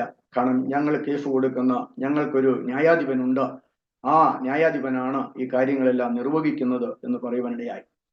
അങ്ങനെ സംഘടനയുടെ നിർബന്ധപ്രകാരം ഞാൻ മറ്റാരെ അവിടെ പാർപ്പിച്ചാലും കുഴപ്പമില്ല എന്ന് പറഞ്ഞ് എന്നെ സംഘടനയുടെ നിർബന്ധപ്രകാരം എന്നെ അവിടുന്ന് താമസം മാറ്റി. കുളപ്പട എന്ന് പറയുന്ന സ്ഥാനത്ത് ഒരു ചെറിയ ക്രമീകരണം ചെയ്ത് ഞങ്ങളവിടെ ആരാധനയും താമസവും ഏകദേശം 16 വർഷക്കാലം ഞങ്ങൾ അവിടെ താമസിച്ച് അനേക ആത്മാക്കളെ കർത്താവിന്റെ അടുക്കൽ കൊണ്ടുവരുവാനും അനേക പ്രിയപ്പെട്ടവരെ സ്നാനപ്പെടുത്തി ദൈവരാജ്യത്തിന്റെ അവകാശികളാക്കുവാനായിട്ട് ദൈവം അവസരം തന്നു. അതോർത്ത് ഞാൻ എൻ്റെ ദൈവത്തിന് സ്തോത്രം ചെയ്യുന്നു. ഞങ്ങളെ ശ്രവിക്കുന്ന അരോമ ടിവിയിലെ വാത്സല്യ പ്രേക്ഷകരോട് എനിക്ക് പറയുവാനുള്ളത്, കർത്താവ് നമ്മെ കണ്ടിട്ടുണ്ടെങ്കിൽ, കർത്താവ് നമ്മെ വിളിച്ചിട്ടുണ്ടെങ്കിൽ, ഏതെല്ലാം പ്രതിസന്ധികളിലും നമ്മെ നിലനിർത്തുവാൻ കഴിയുന്ന ബലമുള്ള ഒരു ദൈവമാണ് നമ്മുടെ ദൈവം എന്നുള്ള കാര്യം എൻ്റെ ജീവിത അനുഭവങ്ങളിലൂടെ എനിക്ക് അരോമ ടിവിയിലെ ഈ വാത്സല്യ എൻ്റെ പ്രേക്ഷകരോട് എനിക്ക് പറയുന്നതിൽ സന്തോഷമുണ്ട്. അങ്ങനെ ഞങ്ങളിവിടെ താമസിച്ച് വരവേ 2000 ഒരു വലിയ 2019 എൻ്റെ ഭാര്യയ്ക്ക് ഒരു ചെറിയ ശാരീരിക അസ്വസ്ഥതകൾ കടന്നു വരുവാനിടയായി. അങ്ങനെ അതിനു മുമ്പ് ഒരു കാര്യം കൂടി പറഞ്ഞുകൊള്ളട്ടെ. 2000 ഞങ്ങൾക്ക് ഒരു പെൺകുട്ടിയെ കൂടി മോനെ കിട്ടി. 10 വർഷം കഴിഞ്ഞ് ഞങ്ങളുടെ ഒരു പ്രാർത്ഥന വിഷയമായിരുന്നു ഞങ്ങൾക്കൊരു മോളെ തരണം. അങ്ങനെ 10 വർഷം കഴിഞ്ഞ് ലോകത്തിലെല്ലാ ശാസ്ത്രങ്ങളും നോ എന്ന് പറഞ്ഞ സ്ഥാനത്ത് ഞങ്ങൾ ദൈവത്തോട് പ്രാർത്ഥിച്ചു. 10 വർഷം കഴിഞ്ഞപ്പോൾ ഞങ്ങൾക്കൊരു മോളെ തന്നു. ഇന്ന് ആ മോള് 8ൽ പഠിക്കുന്നു. വളരെ സന്തോഷകരമായി ദൈവം അങ്ങനെ. ഞാനിത് എടുത്തു പറയുവാൻ കാരണം വർഷം എത്ര നീണ്ടുപോയാലും ദൈവത്തിന്റെ വാക്ക് ഉവ്വ് എന്നും ഇല്ല എങ്കിൽ ഇല്ല എന്നും മാത്രമാണെന്ന് അനേക അനുഭവത്തിലൂടെയാണ് ഞാൻ ഈ സാക്ഷ്യം അരോമ പ്രേക്ഷകരുമായി പങ്കുവെക്കുന്നത്. അങ്ങനെ ഞങ്ങൾ അവിടെ താമസിച്ചു വരവേ എൻ്റെ പ്രിയപ്പെട്ടവൾക്ക് 2019 ഒരു ശാരീരികമായ ബുദ്ധിമുട്ട് നേരിടുവാനായിട്ട് ഇടയായി തീർന്നു. അത് ടെസ്റ്റ് ചെയ്യുവാനായിട്ട് ഇടയായി. ആ ടെസ്റ്റിൽ ക്യാൻസർ ഡോക്ടർമാർ സ്ഥിരീകരിച്ചു. അങ്ങനെ ഡോക്ടേഴ്സിന്റെ നിർദ്ദേശപ്രകാരം തിരുവനന്തപുരം RCCയിൽ കടന്നു പോകുവാനും അവിടെ ട്രീറ്റ്മെന്റ് ചെയ്യുവാൻ ആരംഭിച്ചു. 2000-ലാണ് അത് ട്രീറ്റ്മെന്റ് ആരംഭിക്കുവാനായിട്ട് ഇടയായി തീർന്നത്. എന്നാൽ കീമോ സർജറിയൊക്കെ ചെയ്തു. എന്നാൽ എൻ്റെ ഭാര്യയ്ക്ക് അസുഖത്തിനൊരു മാറ്റമില്ല. അസുഖം വല്ലാതെ അങ്ങ് കൂടി. RCCയിലെ ട്രീറ്റ്മെന്റിൽ എന്താണ് എന്ന് കണ്ടുപിടിക്കുവാൻ ഡോക്ടേഴ്സിന് കഴിഞ്ഞില്ല. അവർ മെഡിക്കൽ കോളേജിലേക്ക് റെഫർ ചെയ്തു. മെഡിക്കൽ കോളേജിലെ ഡോക്ടേഴ്സിനും അതെന്താണെന്ന് കണ്ടുപിടിക്കുവാനായിട്ട് കഴിഞ്ഞില്ല. ഒടുവിൽ ഞങ്ങൾ കിംസ് ഹോസ്പിറ്റലില്, ഞങ്ങളുടെ സാഹചര്യം വളരെ മോശമെങ്കിലും അവിടോട്ട് കടന്നു പോകുവാനിടയായി. അവിടെയും കണ്ടുപിടിക്കുവാനിടയായി തീർന്നില്ല. തിരികെ ഞങ്ങൾ RCCയിൽ തന്നെ മടങ്ങി വരുവാനിടയായി. എന്നാൽ അവിടെ വന്നപ്പോൾ അവർ 2 ഓപ്ഷൻ പറഞ്ഞു. ഒന്നുകിൽ നിങ്ങൾ ട്രീറ്റ്മെന്റ് നിർത്തി വീട്ടിൽ പോകുക, അതാണ് സാഹചര്യം. ഇല്ല എങ്കിൽ ഇത് കണ്ടുപിടിക്കണമെങ്കിൽ ഒന്നുകിൽ അമൃത ഹോസ്പിറ്റലോ വെല്ലൂരോ പോകണം. ഇത് രണ്ടല്ലാതെ മറ്റു മാർഗം ഇല്ല എന്ന് പറഞ്ഞ് അവർ കൈമലർത്തി. ഞങ്ങൾ ഓപ്പറേഷനും കീമോയും സർജറിയും ഒക്കെ ചെയ്ത് വളരെ അങ്ങനെ മുൻപോട്ട് പോകുന്ന ഒരു സ്റ്റേജിലാണ് ഈ കാര്യവും പറയുവാനായിട്ട് ഇടയായിത്തീരുന്നത്. എന്നാൽ ദൈവത്തിന്റെ കൃപയിൽ ആശ്രയിച്ച അന്ന് കർത്താവിനോട് പ്രാർത്ഥിച്ചതിന് ശേഷം, പ്രാർത്ഥനയ്ക്ക് ശേഷമായിട്ട് ഞങ്ങളൊരു തീരുമാനമെടുത്തു. ഏതായാലും ഞാൻ അമൃത ഹോസ്പിറ്റൽ വരെ ഒന്ന് പോയിട്ട് വരാം എന്ന് പറഞ്ഞ് എൻ്റെ വൈഫിനെ കൊണ്ടുപോകാൻ ഞാൻ തന്നെ ഈ റിസൾട്ടുമായിട്ട് അവിടെ പോകാനിടയായി. അവിടെ ചെന്നപ്പോൾ റിസൾട്ട് എല്ലാം കണ്ടിട്ട് ഡോക്ടേഴ്സ് എന്നോട് പറഞ്ഞു, ഇത് ചെയ്യാം, ഇത് കണ്ടുപിടിക്കാം, പക്ഷേ ഒരു 4 ദിവസം ഇവിടെ അഡ്മിറ്റ് ചെയ്യണം, 80,000 രൂപ ചിലവുണ്ട് എന്ന് പറയുവാൻ ഇടയായി. ഞാൻ മടങ്ങി വന്നു. എൻ്റെ പ്രിയപ്പെട്ടവളെയും കൊണ്ട് ഞങ്ങൾ അമൃത ഹോസ്പിറ്റലിലോട്ട് കടന്നുപോയി. അവിടെ ചെന്ന് 12 ദിവസം ഞങ്ങൾ അവിടെ അഡ്മിറ്റ് ചെയ്തു. 80,000 രൂപ ചിലവാകും എന്ന് പറഞ്ഞ സ്ഥാനത്ത് 2,20,000 രൂപ ഹോസ്പിറ്റൽ ബില്ല് ആകുവാനിടയായി. എന്നാൽ അവർ രോഗം കണ്ടുപിടിച്ചു. എൻ്റെ ഭാര്യയുടെ രോഗം മറ്റയിലേക്ക് പ്രവേശിച്ചു. അത് തലച്ചോറിലോട്ട് ചെന്നുകൊണ്ടിരിക്കുന്നു എന്ന് സ്ഥിരീകരിക്കുവാനിടയായി. ഡോക്ടർ പറഞ്ഞ 2 ഓപ്ഷൻ. ഒന്ന്, മജ്ജ മാറ്റിവെക്കൽ ശസ്ത്രക്രിയ അല്ലാതെ ഇതിന് മറ്റ് ശാശ്വതമായ പരിഹാരം ഒന്നും ഇല്ല. മജ്ജ മാറ്റിവെക്കൽ ശസ്ത്രക്രിയ നടത്തണമെങ്കിൽ അമൃത ഹോസ്പിറ്റലിൽ 30 ലക്ഷം രൂപ നമ്മൾ കെട്ടിവെക്കണം. പിന്നെ മജ്ജയ്ക്കായിട്ട് ആരാണ് ഏത് രാജ്യത്തു നിന്നാണോ ആളെ കിട്ടുന്നത് അവരുടെ ചിലവ് ഒരു 15 ലക്ഷം രൂപ അങ്ങനെ ചിലവാകും, അല്ലെങ്കിൽ നമ്മൾ ആളെ കൊടുക്കണം എന്ന് പറഞ്ഞു. ഞങ്ങൾ പ്രാർത്ഥനയോടെ ഞങ്ങൾ ഭവനത്തിലേക്ക് മടങ്ങി വന്നതിന് ശേഷം ഞങ്ങൾ ഇവിടെ RCC ഹോസ്പിറ്റലിൽ എൻ്റെ പ്രിയപ്പെട്ടവളെയും കൊണ്ട് ഞാൻ പോയി. അവിടെ ചെന്നപ്പോൾ ഡോക്ടർ പറഞ്ഞു, സർജറി ചെയ്താലും 40% നമുക്ക് പ്രതീക്ഷയില്ല,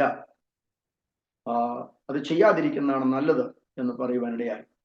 അത് കഴിഞ്ഞ് ഞാൻ എൻ്റെ മാനസികമായ ഭാരം കൊണ്ട് തിരുവല്ല ബിലിവേഴ്സ് ഹോസ്പിറ്റലിൽ ഞാൻ ഒരാൾ പറഞ്ഞതുകൊണ്ട് അവിടെ പോയി. അവിടെ ചെന്നപ്പോഴും ആ ഡോക്ടറും റിസൾട്ട് എല്ലാം നോക്കിയിട്ട് പറഞ്ഞത് ഇത് തന്നെയാണ്. അവിടെ 30 ലക്ഷം പറഞ്ഞു, അമൃതയിൽ ഇവിടെ 25 ലക്ഷം പറഞ്ഞു, പിന്നെ അവിടെയും നമ്മൾ ആളെ കൊടുക്കണം എന്ന് പറഞ്ഞു. ഞാൻ അവിടെ നിന്നും തിരികെ മടങ്ങി വന്നു. എൻ്റെ പ്രിയപ്പെട്ടവരുടെ കൗണ്ട് ക്രമാതീതം കുറഞ്ഞു.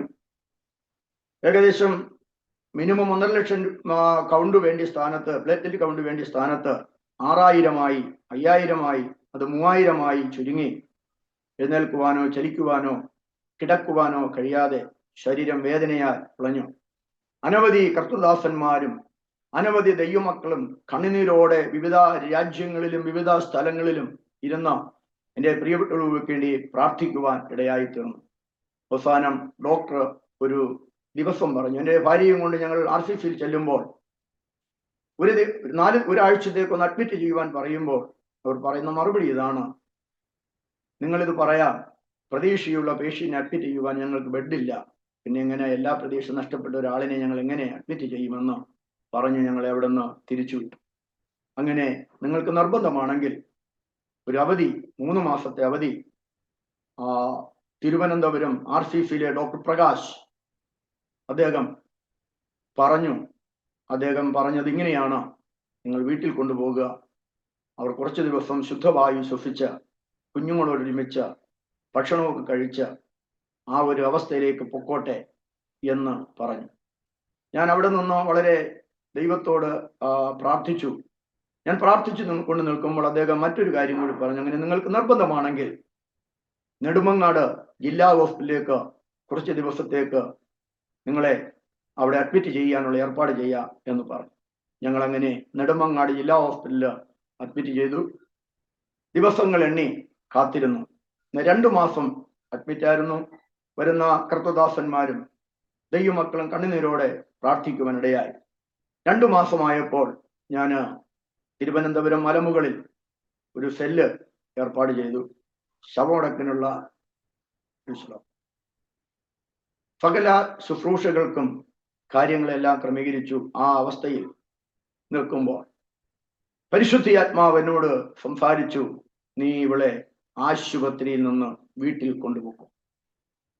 അങ്ങനെ ദൈവത്തിന്റെ ഇടപെടൽ ഉണ്ടായതുകൊണ്ട് ഞങ്ങൾ അവിടെ നിന്ന് ഡിസ്ചാർജ് വാങ്ങി തിരികെ വീട്ടിൽ വന്നു. അന്ന് എൻ്റെ ഭാര്യയെ ഒന്ന് എഴുന്നേൽപ്പിക്കണമെങ്കിൽ 2 പേര് വേണം. അനേക ദിവസം ദൈവത്തിനെതിൽ കണ്ണുനീരോടെ പ്രാർത്ഥിക്കുവാനിടയായി. വേദപുസ്തകത്തിൽ ഇങ്ങനെ ഒരു വാക്യമുണ്ട്. സെബന്യാമിന്റെ പുസ്തകത്തിൽ പരിശുദ്ധാത്മാവ് രേഖപ്പെടുത്തിയിരിക്കുന്നു, യഹോവ നിന്റെ ന്യായവിധികളെ മാറ്റിയിരിക്കുന്നു. എൻ്റെ ദൈവം ആ ന്യായവിധിയെ മാറ്റുവാൻ തുടങ്ങി. ഡോക്ടർ പറഞ്ഞ ആ ഡേറ്റ് കഴിഞ്ഞ് ഇന്ന് 1 വർഷം കഴിയുവാൻ. ഇന്നെനിക്ക് എൻ്റെ ഭാര്യ ചായയിട്ട് തരും. എൻ്റെ ഭാര്യ വീടിനകത്തൂടി എഴുന്നേറ്റ് നടക്കും. എൻ്റെ ഭാര്യ ഇന്ന് പ്രാർത്ഥിക്കുന്നുണ്ട്. കഴിഞ്ഞ ഞായറാഴ്ച വളരെ ശക്തമായി ദൈവത്തിന് എഴുന്നേറ്റ് സാക്ഷ്യം പറഞ്ഞു. യേശുക്രിസ്തു ജീവിക്കുന്നു എന്നുള്ള ജീവിതത്തിന്റെ അനുഭവത്തിലുള്ള സാക്ഷ്യമാണ് അരോമ പ്രേക്ഷകരോട് ഞാൻ പങ്കുവെക്കുന്നത്. പ്രിയരെ, ഡോക്ടർ നിങ്ങൾ കൈവിട്ടോ, സാഹചര്യം നിങ്ങളെ കൈവിട്ടോ, നല്ല യേശുണ്ട്, നല്ലൊരു രക്ഷകനുണ്ട്. യെശയ്യാവ് വിളിച്ചു പറയുന്നു, അവന്റെ അടിപ്പിണരുകളാൽ ഞങ്ങൾക്ക് സൗഖ്യം വന്നിരിക്കുന്നു. കഴിഞ്ഞ 2 വർഷമായി 6000 പ്ലേറ്റ്ലെറ്റ് കൗണ്ടും 6 പോയിന്റ് ബ്ലഡ് കൗണ്ടും 2000 1500 WBCയും ഉണ്ടായിരുന്ന സ്ഥാനത്ത് ദൈവത്തിന്റെ കരുണയാൽ 10.8 ബ്ലഡ് കൗണ്ട് എത്തുവാനും 18,000 16,000 പ്ലേറ്റഡ് കൗണ്ട് എത്തുവാനും ദൈവം ഇടയാക്കി. യേശുക്രിസ്തു സത്യദൈവവും നിത്യ പിതാവുമാണ്. കർത്താവായ യേശുക്രിസ്തുവിൽ വിശ്വസിക്കുക. എന്നാൽ നീ മാത്രമല്ല, നീയും നിന്റെ കുടുംബവും രക്ഷ പ്രാപിക്കും. എനിക്കൊരു കാര്യം മനസ്സിലായി. ക്യാൻസർ എൻ്റെ യേശുവിനേക്കാൾ വലുതല്ല. സാഹചര്യം എൻ്റെ യേശുവിനേക്കാൾ വലുതല്ല. ലോകത്തിലെ എത്ര വലിയ ഡോക്ടേഴ്സും എൻ്റെ യേശുവിനേക്കാൾ വലുതല്ല. യേശു കർത്താവ് നമ്മെ തൊട്ടാൽ, യേശു നമ്മെ സ്പർശിച്ചാൽ അസാധ്യമായത് സാധ്യമാകുവാനിടയായിത്തീരും. അങ്ങനെ എൻ്റെ ഭാര്യയുടെ രോഗത്തോടുള്ള ബന്ധത്തിൽ വേണ്ടതുപോലെ സഭയിൽ ശുശ്രൂഷിക്കുവാനോ കഴിയാത്തത് കൊണ്ട് തൽക്കാലത്തേക്ക് സഭാ ചാർജ് സംഘടനയെ ഏൽപ്പിച്ചേച്ച് എനിക്കൊരു ചെറിയ ഭവനമുണ്ട്. ആ ഭവനത്തിലേക്ക് കടന്നു വന്നാണ് ഞാൻ എൻ്റെ പ്രിയപ്പെട്ടവളെ ശുശ്രൂഷിക്കുവാനും ആ ഹോസ്പിറ്റലിൽ കൊണ്ടുപോകുവാനും ഒക്കെ ഇടയായി തീർന്നത്. എന്നാൽ അതെന്റെ ജീവിതത്തിൽ ഒരു നാഴികക്കല്ലായിരുന്നു എന്ന് പറയാതിരിക്കാൻ തരമില്ല. ആ ചർച്ചിൽ പിന്നെ അങ്ങോട്ട് പോകുവാനായിട്ടുള്ള ആ സാഹചര്യങ്ങൾ ഉണ്ടാകാത്ത ഒരു അനുഭവം എൻ്റെ ജീവിതത്തിൽ കടന്നു വന്നു. എന്നാൽ കഴിഞ്ഞ വർഷങ്ങളായി എൻ്റെ പ്രിയപ്പെട്ടവളെയും കൂടെ ഞാൻ ഹോസ്പിറ്റലിൽ പോകുമ്പോഴും എൻ്റെ ഉള്ളിൽ എന്നെ ഏൽപ്പിച്ചിരുന്ന ഒരു ദൗത്യമുണ്ട്. അങ്ങനെ ഇരിക്കുമ്പോൾ ഒരു പ്രത്യേക സാഹചര്യത്തിൽ, ഈ സാഹചര്യം വീട്ടിലുള്ളപ്പോൾ തന്നെ കീഴാറു എന്ന് പറയുന്ന സ്ഥാനത്ത്, കീഴാറു പഞ്ചായത്തിൽ, ആര്യങ്കോട് പഞ്ചായത്തിൽ കീഴാറു എന്ന് പറയുന്ന സ്ഥാനത്ത് ഞാൻ അവിടെ കടന്നുപോയി. ഞാൻ അവിടെ ചെന്നപ്പോൾ വളരെ ഭാരം എനിക്ക് തോന്നി. അന്ന് എൻ്റെ വീട്ടിലെ ഭാരമൊന്നും എനിക്ക് ഭാരമായി തോന്നിയില്ല.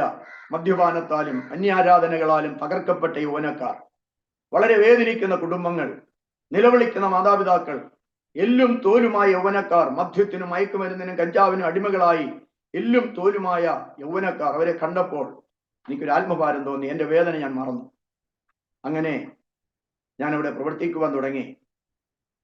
ഹല്ലേലൂയ പ്രയർ അവറിൽ കർത്താവിന്റെ ദാസന്മാർ, pastor Daniel John, pastor Sankutty Chacko ഒരു നേതൃത്വം കൊടുക്കുന്ന ഈ മീറ്റിംഗിൽ ഒരു ദിവസം കീഴാറു പഞ്ചായത്തിനെ ഓർത്ത് പ്രാർത്ഥിക്കുന്നത് ഞാനിപ്പോൾ ഓർക്കുന്നുണ്ട്. വളരെ കണ്ണുനീരോടെ പ്രാർത്ഥിച്ച ഒരു കൂട്ടം ദൈവമക്കൾ ഹല്ലേലൂയ പ്രയർ അവറിൽ കയറി ഒരു കണ്ണുനീരോടെ കരയുന്നത് കേട്ടപ്പോൾ ഞാൻ അറിയാതെ വാവിട്ട് കരയുവാനിടയായി. കണ്ടിട്ടില്ലാത്ത, കേട്ടിട്ടില്ലാത്ത, യാതൊരു ബന്ധമില്ലാത്ത ജനത്തിനു വേണ്ടി കണ്ണുനീരൊഴുക്കുന്ന ഒരു കൂട്ടായ്മ ഇന്നും ഭൂമിയിലുണ്ടല്ലോ എന്നതോർത്ത് ഞാൻ ദൈവത്തെ സ്തുതിക്കുകയും അരോമ ടിവിയിലെ പ്രേക്ഷകരെ ആ പ്രാർത്ഥനയിലേക്ക് സ്വാഗതം ചെയ്യുകയും ചെയ്യുന്നു. അങ്ങനെ ആ പ്രവർത്തനം ഞാൻ ആരംഭിച്ചു. അനേകർ ആ പ്രാർത്ഥന കടന്നു വന്നു. അനേകർ സൗഖ്യമായി. ഒരു ചർച്ചിന് ഒരു ചെറിയ ക്രമീകരണത്തിന് അവിടെ തറയിട്ടു. അന്നേരം അവിടെയും ചില പ്രശ്നങ്ങൾ ഉണ്ടായി. എന്നാൽ അവിടെയും ദൈവം ഇപ്പോൾ ശക്തമായി പ്രവർത്തിച്ചു കൊണ്ടിരിക്കുന്നു. അങ്ങനെ ഇരിക്കുമ്പോൾ കുട്ടമല ആണ് ഞാൻ ജനിച്ച് വളർന്നത്. അമ്പൂരി പഞ്ചായത്താണ് എൻ്റെ പഞ്ചായത്ത്. കുട്ടമല എന്ന് പറയുന്ന സ്ഥാനത്താണ് എൻ്റെ ജനന സ്ഥലം. ഞാൻ അവിടെ എൻ്റെ ഈ സാഹചര്യത്തിലും അവിടെ ഒരു ചർച്ച് പണിയുവാനായിട്ട് ആരംഭിച്ചു. അത് കട്ടകെട്ടി ഷീറ്റിട്ട് അങ്ങനെ നിർത്തിയിരിക്കുന്നു. ഞാൻ താമസിക്കുന്ന ഭവനത്തിലാണ് സഭായോഗം നടക്കുന്നത്. അങ്ങനെ 3 സ്ഥലങ്ങളിൽ എൻ്റെ ഭാര്യയുടെ രോഗമോ മറ്റതൊന്നും നോക്കാതെ കർത്താവ് എന്നെ ഏൽപ്പിച്ച ദൗത്യത്തെ പൂർത്തീകരിപ്പാൻ, അത് ജോർജ് പാസ്റ്റർ എംലിക്ക് ഞാൻ ഒരിക്കലും അവകാശപ്പെടുന്നില്ല. എനിക്കൊരു ക്വാളിഫിക്കേഷൻ ഉണ്ട്. എനിക്കൊന്നും അറിയത്തില്ല. എന്തെങ്കിലും ചെയ്യണമെങ്കിൽ കർത്താവ് മാത്രമാണെന്നുള്ള ഒരു അറിവ് മാത്രമേ എനിക്കുള്ളൂ.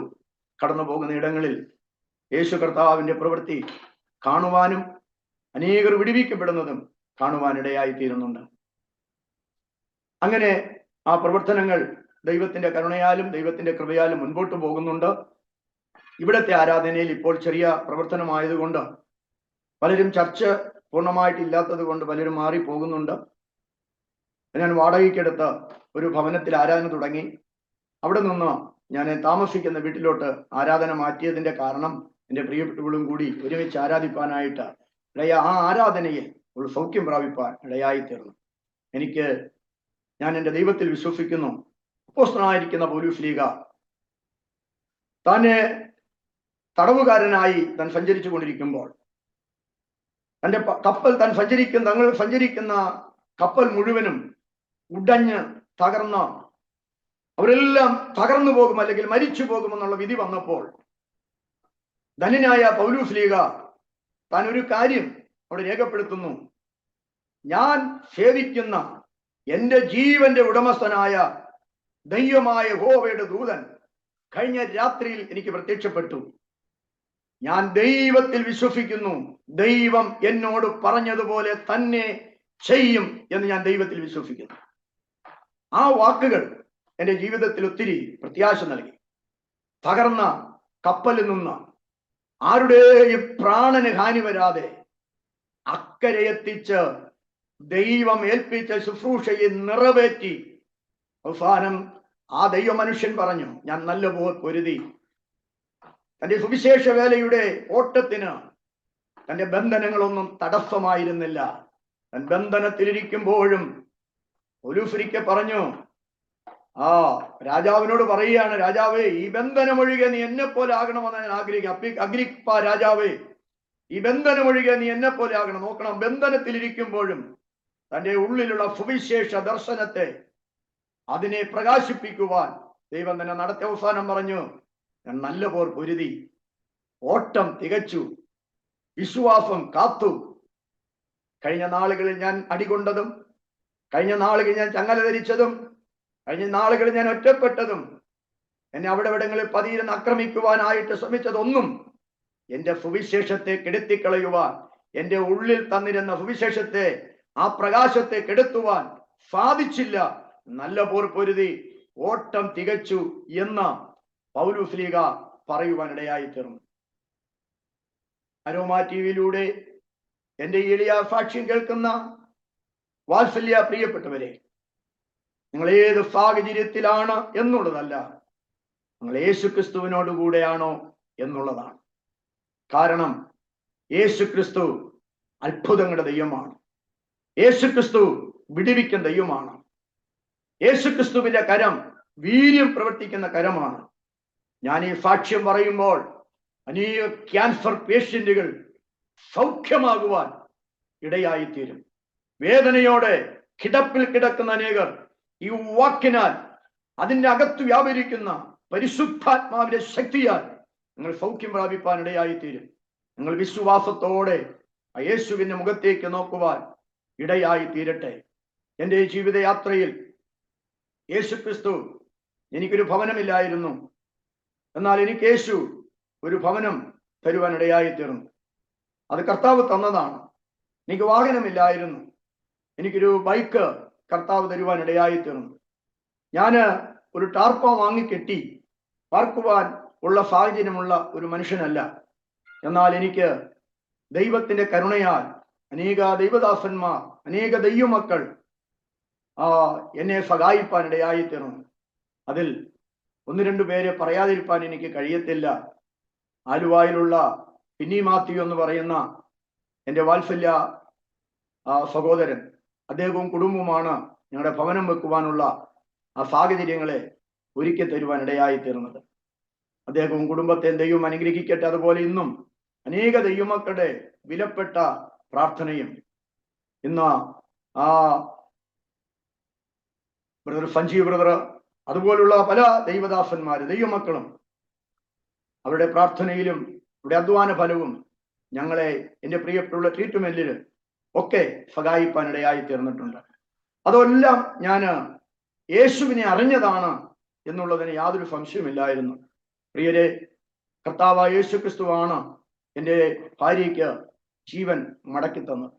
ഞാൻ നേരത്തെ പറഞ്ഞല്ലോ, ശവമടക്കിനു വേണ്ടിയുള്ള എല്ലാ ശുശ്രൂഷകൾക്കും എൻ്റെ അടുക്കൽ ഒരു ദൈവദാസൻ വന്നിട്ട് എന്നെ കെട്ടിപ്പിടിച്ച് കരഞ്ഞിട്ട് എന്നോട് ചോദിച്ചൊരു ചോദ്യമുണ്ട്, പാസ്റ്റേ, ആരാണ് ശുശ്രൂഷകൾ ചെയ്യുന്നത്, എവിടെയാണ് മറ്റു കാര്യങ്ങൾ ചെയ്യുന്നത്?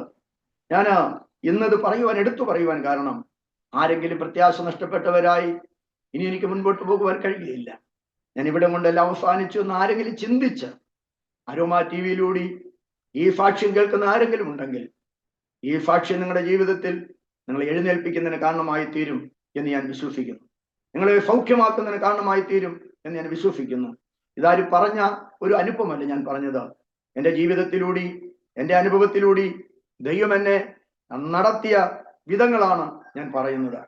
ഇതുവരെയും എൻ്റെ സാക്ഷ്യം കേൾക്കുവാൻ അരോമ ടി വിയിൽ സൗകര്യമൊരുക്കി കാത്തിരുന്ന, ക്ഷമയോടിരുന്ന എല്ലാ അരോമ ടി വിയിലെ പ്രേക്ഷകരോടും കർത്താവായ യേശുക്രിസ്തുവിന്റെ നാമത്തിലുള്ള നന്ദിയെയും വന്ദനങ്ങളെയും അറിയിക്കുന്നു.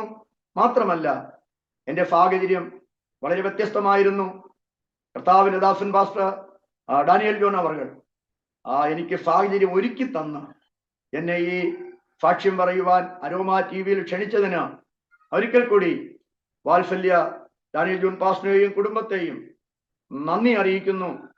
കർത്താവ് നമ്മെല്ലാവരെയും ധാരാളമായി സഹായിക്കട്ടെ. ഈ സാക്ഷ്യം നമ്മുടെ ജീവിതത്തിൽ വിടുതലായി, പ്രത്യാശയായി, അനുഗ്രഹമായി, നിത്യതയ്ക്ക് കാരണമായി തീരുവാൻ ദൈവമിടയാക്കട്ടെ. നാം ക്ഷീണിച്ചു പോകാതെ, തളർന്നു പോകാതെ, വിശ്വസ്തനായ ഒരു നല്ല ദൈവം നമ്മുടെ കരം പിടിച്ചിട്ടുണ്ട്. നമ്മെ താങ്ങി നടത്തുവാൻ ദൈവം കഴിവുള്ള ദൈവമാണ്. ലോകത്തിൽ മറ്റാരും പറയാത്ത ഒരു വാക്ക് നമുക്ക് പ്രാണൻ തന്ന യേശു പറഞ്ഞു, ഞാൻ നിന്നെ ഒരു നാളും കൈവിടുകയില്ല. യേശു മാത്രമേ പറഞ്ഞിട്ടുള്ളൂ. ഇതെന്റെ ജീവിതത്തിന്റെ അനുഭവമാണ്. ഈ അരോമ ടി വിയിലൂടെ ഈ സാക്ഷ്യം കേൾക്കുന്ന എല്ലാ പ്രിയപ്പെട്ടവർക്കും ഇത് അനുഗ്രഹമായി വിടുതലായി തീരട്ടെ എന്ന് ഒരിക്കൽ കൂടി കർത്തൃനാമത്തിൽ നന്ദി പറഞ്ഞുകൊണ്ട് എന്റെ സാക്ഷ്യത്തിൽ നിന്ന് ഞാൻ വിരമിക്കുന്നു. ദൈവം നമ്മെ അനുഗ്രഹിക്കുമാറാകട്ടെ. ആമേൻ. താങ്ക് യു കർത്താവിന്റെ പാസ്റ്റർ പി വി ജോർജ് അവർകൾ അരോമ ടി വിയിലെ പ്രേക്ഷകരോടൊപ്പം ദൈവീയ നടത്തിപ്പുകളെ കുറിച്ച്, ദൈവം വിളിച്ച് വേർതിരിച്ച ആ നാളുകളെ കുറിച്ച്, ആ ബാല്യകാലത്തെ നല്ല ഓർമ്മകൾ, കുടുംബ പശ്ചാത്തലം, തുടർന്ന് ഇങ്ങോട്ട് ജീവിതത്തിൽ കടന്നുപോയ നാൾ വഴികൾ, ശുശ്രൂഷയ്ക്ക് കർത്താവ് ഉപയോഗിച്ച തലങ്ങൾ, ഇവയൊക്കെ ഓർത്ത് പറയുവാൻ ദൈവം സഹായിച്ചത് ഓർത്ത് ദൈവത്തിന് സ്തോത്രം ചെയ്യുന്നു. അതിന് നടുവിലും വേദന നിറഞ്ഞ ഒരുപാട് അനുഭവങ്ങളിലൂടെ കടന്നു പോകാനിടയായി തീർന്നു. കുടുംബജീവിതത്തിൽ കുഞ്ഞുങ്ങളില്ലാതെ ഇരുന്ന കാലയളവിൽ ദൈവീയ ആ ഇടപെടൽ തിരിച്ചറിഞ്ഞ് ദൈവീയ അനുഗ്രഹങ്ങൾ പ്രാപിക്കുവാനിടയായി തീർന്നു. പിന്നത്തേതിൽ ജീവിത പങ്കാളിക്ക് നേരിട്ടതായ ഗുരുതരമായ രോഗം, കാൻസർ രോഗമെന്ന് സ്ഥിരീകരിക്കുവാൻ പോലും ഒരുപാട് ഹോസ്പിറ്റലുകളിൽ കയറി ഇറങ്ങുകയും പരിശോധനകൾക്ക് വിധേയപ്പെടുകയും മരുന്നുകളുടെ ഉപയോഗം ഉണ്ടാവുകയും ഒത്തിരി കഷ്ടപ്പാടുകൾ അതിനോടനുബന്ധിച്ച് നേരിട്ടു. എന്നാൽ സ്ഥിരീകരിക്കപ്പെട്ടു കഴിഞ്ഞപ്പോൾ വൈദ്യശാസ്ത്രപ്രകാരം ലക്ഷക്കണക്കിന് രൂപ അതിനുവേണ്ടി ചിലവഴിക്കേണ്ടി വരുന്ന ഒരു സാഹചര്യം. എന്നാലും 40% കൂടുതൽ പ്രതീക്ഷയില്ലാത്ത ആ ഒരു ചികിത്സ വേണ്ട എന്ന് വെച്ച് ദൈവത്തിൽ ആശ്രയിക്കുവാൻ, ദൈവീയ കരം തൊടുവാൻ, ദൈവീയ ഇടപെടലിന് വേണ്ടി, പ്രാർത്ഥനയ്ക്ക് വേണ്ടി താല്പര്യപ്പെടുകയും ഭവനത്തിലേക്ക് വരുവാനും ഇടയായി തീർന്നു. സാഹചര്യങ്ങൾ പിന്നെയും തീവ്രമായി കൊണ്ടിരിക്കുന്നു. പ്ലേറ്റ്ലെറ്റ്, ബ്ലഡിന്റെ കൗണ്ട് ഒക്കെ കുറഞ്ഞു പോകുന്നു. ഡോക്ടർമാർ എഴുതുന്നു മരണം അടുത്തിരിക്കുന്നു. മരണം അടുത്തിരിക്കുന്നു എന്നറിഞ്ഞപ്പോൾ തുടർന്നുള്ളതായ ശുശ്രൂഷ ക്രമീകരണങ്ങൾ ചെയ്യുവാൻ പോലും ഇടയായി തീർന്ന ഒരു സാഹചര്യം. പ്രിയപ്പെട്ടവർ ചോദിച്ചു, ആരാണ് ശുശ്രൂഷ നിർവഹിക്കുന്നത്?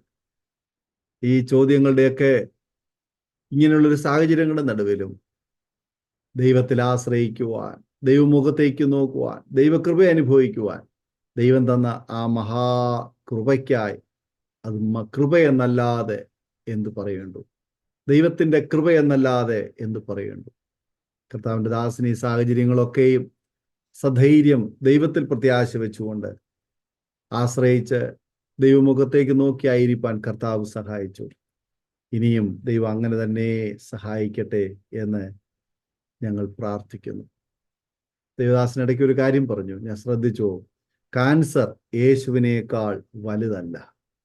കാൻസർ യേശുവിനേക്കാൾ വലുതല്ല. കാൻസർ എന്നല്ല, ഏത് വിഷയമായിരുന്നാലും യേശുവിനേക്കാൾ വലുതല്ല. സ്തോത്രം. ഏറ്റവും വലിയവനായ നമ്മുടെ കർത്താവ്, ഏറ്റവും ശ്രേഷ്ഠനായ നമ്മുടെ കർത്താവ് നമ്മിലൂടെ ഉയർത്തപ്പെടുന്നത് നമ്മുടെ ജീവിതത്തിൽ ഏറ്റവും ധന്യകരമായ നിമിഷങ്ങളാണ്. കഴിഞ്ഞ ചില നാളുകളായിട്ട് ഈ രോഗത്തിൻ്റെ നടുവിലും പ്രതിസന്ധികൾ പൂർണ്ണമായും മാറിയിട്ടില്ല എങ്കിൽ പോലും കിട്ടുന്ന അവസരങ്ങളൊക്കെയും കർത്താവിനെ ഉയർത്തുവാനും കർത്താവിൻ്റെ വേലയിൽ വ്യാപൃതനായിരിക്കുവാനും ദൈവദാസനെ കുടുംബമായി ദൈവം സഹായിച്ചു കൊണ്ടിരിക്കുന്നല്ലോ. ആ കുഞ്ഞുങ്ങൾക്ക് നല്ല വിദ്യാഭ്യാസം ഉണ്ടായി, അവർക്ക് നല്ല ഫ്യൂച്ചർ ഉണ്ടാകുവാൻ കർത്താവ് അവരെ സഹായിക്കട്ടെ. അതുപോലെ ശുശ്രൂഷയുടെ തലങ്ങൾ കർത്താവിൻ്റെ ദാസന് ദൈവം ഒരുക്കി കൊടുക്കുമാറാകട്ടെ. എല്ലാ ഞെരുക്കങ്ങളും ഇടുക്കങ്ങളും മാറുവാൻ ദൈവം സഹായിക്കട്ടെ എന്ന് പ്രാർത്ഥിക്കുന്നു. കർത്താവിൻ്റെ ദാസിക്ക് പരിപൂർണ്ണ സൗഖ്യം ലഭിക്കുവാൻ വേണ്ടി ഞങ്ങളും പ്രാർത്ഥിക്കുന്നു. സ്തോത്രം. ദൈവത്തിന് അസാധ്യമായിട്ട് ഒന്നുമില്ല എന്ന് ജീവിതത്തിൽ പല സാഹചര്യങ്ങൾ, പല സംഭവങ്ങൾ നമ്മുടെ കണ്ണിന് മുമ്പിൽ കാണുകയും കേൾക്കുകയും ചെയ്യുമ്പോൾ ആമേൻ, കർത്താവിൻ്റെ ദാസി മോളി ജോർജിനെയും ദൈവം പരിപൂർണ സൗഖ്യത്തിലേക്ക് ദൈവം നടത്തുവാൻ വിശ്വസ്തനാണ്. ആകയാൽ ദൈവസേന നമുക്ക് പ്രാർത്ഥിക്കാം. ആ രോഗം പൂർണ്ണമായി മാറ്റുവാൻ, അതല്ല ദൈവത്തിൻ്റെ ആമേന് പദ്ധതി, ആ രോഗം വഹിച്ചുകൊണ്ടാണ് ശുശ്രൂഷയിൽ തുടരുവാൻ ദൈവത്തിൻ്റെ ഹിതം. ആമേന് അതങ്ങനെ. ആമേൻ. ദൈവഹിതം എന്തോ ദൈവഹിതത്തിനായി നമുക്ക് ഏൽപ്പിച്ചു കൊടുക്കാം. ആമേൻ. രോഗമല്ല വലുത്, നമ്മുടെ ആമേൻ ജീവിതത്തിലെ നമ്മുടെ ഡെഡിക്കേഷൻ, ആമേൻ നമ്മുടെ ജീവിതത്തിലെ സമർപ്പണം, നമ്മുടെ കാഴ്ചപ്പാടുകൾ വലുതായിരിക്കട്ടെ. ആമേൻ. നമ്മുടെ കർത്താവ് നമ്മുടെ ജീവിതത്തിൽ വലുതായിരിക്കട്ടെ. അതാണ് ഏറ്റവും ശ്രേഷ്ഠമെന്നത് നാം തിരിച്ചറിഞ്ഞ് നമുക്ക് ദൈവസന്നിധിയിൽ പ്രാർത്ഥിപ്പാൻ തക്കവണ്ണം ഇടയായി തീരുമാറാകട്ടെ. അരോമ ടിവിയിലെ പ്രേക്ഷകരെ ഈ സാക്ഷ്യം ഇത്രത്തോളം സമയം നിങ്ങൾ കേട്ടുകൊണ്ടിരുന്നു. ഒരു പക്ഷെങ്കിൽ ഈ ദൈവദാസന് അഭിമുഖീകരിക്കുന്നതായ അതുപോലെയുള്ള അല്ലെങ്കിൽ അതിനേക്കാൾ സങ്കീർണമായ അല്ലെങ്കിൽ ചെറുതോ വലുതോ ആയ സാഹചര്യങ്ങൾ നിങ്ങളുടെയും കുടുംബത്തിൽ കാണുമായിരിക്കും, നിങ്ങളുടെ വ്യക്തിപരമായ ജീവിതത്തിൽ കാണുമായിരിക്കും. നിങ്ങൾ രാജ്യത്തിൻ്റെ ലോകത്തിൻ്റെ ഏത് ടൈം സോണുകളിൽ ഇരുന്നുകൊണ്ട് ഞങ്ങളെ ശ്രമിക്കുന്നവരായിരുന്നാലും നിങ്ങളുടെ അടുക്കിലേക്ക് വരുവാൻ, നിങ്ങളെ സഹായിക്കുവാൻ, നിങ്ങളെ സൗഖ്യമാക്കുവാൻ കഴിവുള്ള സർവശക്തനായ ഒരു ദൈവം നമ്മുടെ ദൈവമെന്ന് തിരിച്ചറിഞ്ഞ് കർത്താവായ യേശു ക്രിസ്തുവിനെ നിങ്ങളെ പൂർണ്ണമായി രക്ഷിപ്പാൻ കഴിയുമെന്നുള്ളതായ ഒരു തിരിച്ചറിവിലേക്ക് വരുവാൻ ഈ സാക്ഷ്യം മുഖാന്തരമായി തീരട്ടെ. കർത്താവിൻ്റെ ദാസി എന്ന് താൻ എഴുന്നേറ്റ് നടക്കുവാനും ഭവനത്തിൽ അല്പകാര്യങ്ങളൊക്കെ ചെയ്യുവാനും തന്നെ ദൈവം ബലപ്പെടുത്തിക്കൊണ്ടിരിക്കുന്നത് കേട്ടല്ലോ. വൈദ്യശാസ്ത്രം പറഞ്ഞു നിശ്ചയിക്കപ്പെട്ട ദിവസം അടുത്തിരിക്കുന്നു. ഫ്യൂണറിനുള്ളതായ ക്രമീകരണങ്ങൾ ചെയ്തു കഴിഞ്ഞിരിക്കുന്നു. ലോകത്തിന്റെ മുൻപാകെ ഇനി ഒരു പ്രതീക്ഷയില്ല എന്ന് വിധി എഴുതിയിരിക്കുമ്പോൾ അതിനും അപ്പുറത്ത് ജീവിക്കുന്ന ദൈവമുണ്ടെന്ന് ആ പ്രിയ കുടുംബത്തിലെ ആ പ്രിയപ്പെട്ടവരുടെ സാക്ഷ്യവചനങ്ങളിലൂടെ നമ്മൾ കേട്ട് കഴിഞ്ഞിരിക്കുകയാണ്. അതിന്റെ പൂർണ്ണതയിലേക്ക് ദൈവം വരുത്തുവാൻ ദൈവം വിശ്വസ്തനാണ്. ആകയാൽ നമുക്ക് പ്രാർത്ഥിക്കാം. കേൾവിക്കാരായ പ്രിയപ്പെട്ടവരെ, നിങ്ങൾ കടന്നു പോകുന്ന നിങ്ങളുടെ സങ്കീർണമായ സാഹചര്യങ്ങൾ എത്ര വലുതായിരുന്നാലും യേശു നിങ്ങളെ സഹായിക്കുവാൻ, നിങ്ങളെ സൗഖ്യമാക്കുവാൻ, നിങ്ങളെ രക്ഷിപ്പാൻ, കുഞ്ഞുങ്ങളെ ഓർത്ത് കരയുന്ന മാതാപിതാക്കന്മാരുണ്ട്. മുറിക്കകത്ത് അടച്ചിട്ട് പുറത്തേക്ക് വരാൻ കഴിയാതെ മൊബൈലിനും ഗെയിമുകൾക്കും അടിമകളായിരിക്കുന്ന കുഞ്ഞുങ്ങളെ ഓർത്ത് കരയുന്ന മാതാപിതാക്കന്മാരുണ്ട്. വിവാഹപ്രായമായിട്ട് കുഞ്ഞുങ്ങളുടെ വിവാഹം നടക്കാത്ത മാതാപിതാക്കന്മാരുണ്ട്. അതുപോലെ ഉണ്ടായിരുന്നതായ വീടും വസ്തുവും ഒക്കെ ജപ്തി നടപടികളിലൂടെ ഭാരപ്പെട്ട് കഴിയുന്ന കണ്ണുനീരോട് പ്രാർത്ഥിക്കുന്ന പ്രിയപ്പെട്ടവരുണ്ട്. സഹായത്തിന് വേണ്ടി കരങ്ങൾ നീട്ടിയപ്പോൾ എല്ലാം ഇല്ല എന്ന് പറഞ്ഞ് ആട്ടി ഓടിച്ച പ്രിയപ്പെട്ടവരുണ്ട്. കുഞ്ഞുങ്ങളുടെ വിവാഹത്തെക്കുറിച്ചും അവരുടെ തുടർ പഠനത്തെക്കുറിച്ചും അവരുടെ ഭാവിയെ ഓർത്ത് കരയുന്ന മാതാപിതാക്കന്മാര്, അതുപോലെ സാമ്പത്തികമായി ബുദ്ധിമുട്ട് അനുഭവിക്കുന്ന പ്രിയപ്പെട്ടവര്, സ്വന്തമായിട്ട് തലചായ്പാൻ ഇടമില്ലാത്ത പ്രിയപ്പെട്ടവര്, ഒരുപാട് വേദനകളിലൂടെ കടന്നു പോകുന്ന പ്രിയപ്പെട്ടവർ ഞങ്ങളെ ശ്രവിക്കുന്നുണ്ട്. നിങ്ങൾക്ക് എല്ലാവർക്കും ആശ്വാസം തരുവാൻ, നിങ്ങളെ പൂർണ്ണമായി രക്ഷിപ്പാൻ തക്കവണ്ണം കഴിവുള്ള ഒരുവനുണ്ടെങ്കിൽ നമ്മുടെ കർത്താവായ യേശു ക്രിസ്തു മാത്രമാണെന്ന് ഞങ്ങൾ വിശ്വസിക്കുന്നു. തീർച്ചയായിട്ടും നിങ്ങൾ വിശ്വസിക്കുവാൻ തയ്യാറാകുമെങ്കിൽ യേശു നിങ്ങളുടെ പ്രശ്നങ്ങൾക്ക് പരിഹാരകനായി നിങ്ങളുടെ അടുക്കലേക്ക് ഇറങ്ങി വരുന്നത് നിങ്ങൾക്ക് കാണുവാൻ, അനുഭവിച്ചറിയുവാൻ ഇടയായി തീരുമാറാകട്ടെ. ഒരു നിമിഷം കണ്ണുകൾ അടയ്ക്കുമോ? ഞങ്ങൾ നിങ്ങൾക്ക് വേണ്ടി പ്രാർത്ഥിക്കാം. യേശുവിൻ്റെ ആ സാന്നിധ്യം, ദൈവത്തിൻ്റെ സാന്നിധ്യം, ദൈവത്തിൻ്റെ ശബ്ദം കേൾക്കുന്ന നിമിഷങ്ങളായി തീരട്ടെ. എല്ലാ പ്രിയപ്പെട്ടവരും ഒരു നിമിഷം പ്രാർത്ഥിച്ചാട്ടെ. കർത്താവ് നിങ്ങളോട് സംസാരിച്ചു കൊണ്ടിരിക്കുന്നു. ആ ദൈവ സാന്നിധ്യം നിങ്ങൾ അനുഭവിച്ചു കൊണ്ടിരിക്കുന്നു. നിങ്ങൾ ഇരിക്കുന്നയിടത്ത്, നിങ്ങളുടെ ഭവനത്തിന്റെ അകത്ത്, നിങ്ങൾ അതല്ല വീടിന് വെളിയിൽ, നിങ്ങൾ ഓഫീസിൽ, നിങ്ങൾ എവിടെയായിരുന്നാൽ, നിങ്ങൾ യാത്രയിലായിരിക്കാം, ആമേൻ, ഏത് മേഖലയിലായിരിക്കാം, ഒരുപക്ഷെ രോഗക്കിടക്കയിലായിരിക്കാം, ഹോസ്പിറ്റലായിരിക്കാം. പ്രിയമുള്ളവരെ, കർത്താവ് നിങ്ങളോട് സംസാരിച്ചു കൊണ്ടിരിക്കുന്നു. യേശുവേ, എന്നെ തൊടണമേ, യേശുവേ എൻ്റെ കണ്ണുനീര് കാണണമേ, യേശുവേ എൻ്റെ കണ്ണുനീര് തുടയ്ക്കണമേ എന്ന് പ്രാർത്ഥിക്കാം. ജോലിയില്ലാതെ, ആമേൻ, ജോലി നഷ്ടപ്പെട്ട്, ആമേൻ, അല്ലെങ്കിൽ സ്ഥാപനത്തിൽ നിന്ന് പുറത്താക്കപ്പെട്ട പ്രിയപ്പെട്ടവരുണ്ട്. കുടുംബജീവിതത്തിൽ സ്വസ്ഥതയും സമാധാനമില്ലാതെ വിവാഹ ബന്ധം പോലും വേർപിടിക്കുന്ന നിലയിലേക്ക് തകർന്ന ജീവിതം നയിക്കുന്ന പ്രിയപ്പെട്ടവർ ഞങ്ങളെ കേൾക്കുന്നുണ്ട്. സ്തോത്രം, സ്തോത്രം. എല്ലാവരും ഒരു നിമിഷം പ്രാർത്ഥിച്ചാട്ടെ. യേശുവിന്റെ നാമത്തിൽ കർത്താവേ, ഞങ്ങൾ കുടുംബങ്ങൾക്ക് വേണ്ടി, വ്യക്തികൾക്ക് വേണ്ടി, കുഞ്ഞുങ്ങൾക്ക് വേണ്ടി, ദൈവദാസന്മാർക്ക് വേണ്ടി, ദൈവസഭകൾക്ക് വേണ്ടി, ദേശങ്ങൾക്ക് വേണ്ടി, രാജ്യങ്ങൾക്ക് വേണ്ടി ഞങ്ങൾ സ്തോത്രം ചെയ്യുന്നു. രോഗികൾക്ക് വേണ്ടി ഞങ്ങൾ പ്രാർത്ഥിക്കുന്നു. യേശുവിന്റെ നാമത്തിൽ കർത്താവേ, ഇന്ന് ഞങ്ങളെ ശ്രവിച്ചു കൊണ്ടിരിക്കുന്ന, ഞങ്ങളെ കണ്ടുകൊണ്ടിരിക്കുന്ന ഞങ്ങളുടെ പ്രിയപ്പെട്ടവരെ എല്ലാവരും യേശുവിന്റെ നാമത്തിൽ ഞങ്ങൾ ഒരു വിടുതലിലേക്ക്, ഒരു സൗഖ്യത്തിലേക്ക്, ഒരു ദൈവപ്രവൃത്തിയിലേക്ക് ദൈവം നയിക്കേണ്ടതിന് ഞങ്ങളുടെ കരങ്ങളിലേക്ക് ഞങ്ങൾ ഫലമേൽപ്പിച്ച് പ്രാർത്ഥിക്കുകയാണ്. സ്തോത്രം, സ്തോത്രം, സ്തോത്രം, സ്തോത്രം, സ്തോത്രം, സ്തോത്രം. എല്ലാ പ്രിയപ്പെട്ടവരും കണ്ണുകളെ അടച്ച് സ്തോത്രം ചെയ്ത് പ്രാർത്ഥിച്ചുകൊണ്ടിരിക്കുമ്പോൾ കർത്താവിന്റെ ദാസൻ ജോർജ് അവറുകള് ഈ സമയം അരോമ ടിവിയിലെ പ്രേക്ഷകർക്ക് വേണ്ടിയിട്ട് ഒരു വാക്കിൽ ഒരു നിമിഷം പ്രാർത്ഥന നമ്മെ സഹായിക്കും. പരിശുദ്ധനായ നല്ല ദൈവമേ, ഞങ്ങളുടെ സ്വർഗീയ പിതാവേ, അരോമ ടിവിയിലെ സകല പ്രിയപ്പെട്ടവരെ ഞങ്ങൾ ദൈവകരങ്ങൾ ഏൽപ്പിച്ച് പ്രാർത്ഥിക്കുന്നു. ഏത് വിധത്തിൽ ഭാരപ്പെടുന്നു, ഏതെങ്കിലും രോഗത്തിന്റെ അടിമകളിലായിരിക്കുന്നു, അവരെല്ലാം വിടുവിക്കപ്പെടേണ്ടതിന് ഞങ്ങൾ പ്രാർത്ഥിക്കുന്നു. മറ്റാർക്കും ചെയ്യുവാൻ അസാധ്യമായത് സാധ്യമാക്കുന്ന യേശു വചനം ഞങ്ങളെ പഠിപ്പിക്കുന്ന യഹോവയ്ക്ക് കഴിയാത്ത വല്ല കാര്യവുമുണ്ടോ? ആമേൻ, യഹോവയ്ക്ക് കഴിയാത്തതൊന്നുമില്ല. അരോമ ടിവിയിലൂടെ ഈ ശ്രമിക്കുന്ന പ്രാർത്ഥന ശ്രമിക്കുന്ന എല്ലാ പ്രിയപ്പെട്ടവരെയും വചനമയച്ച് കർത്താവരെ സൗഖ്യമാക്കണമേ.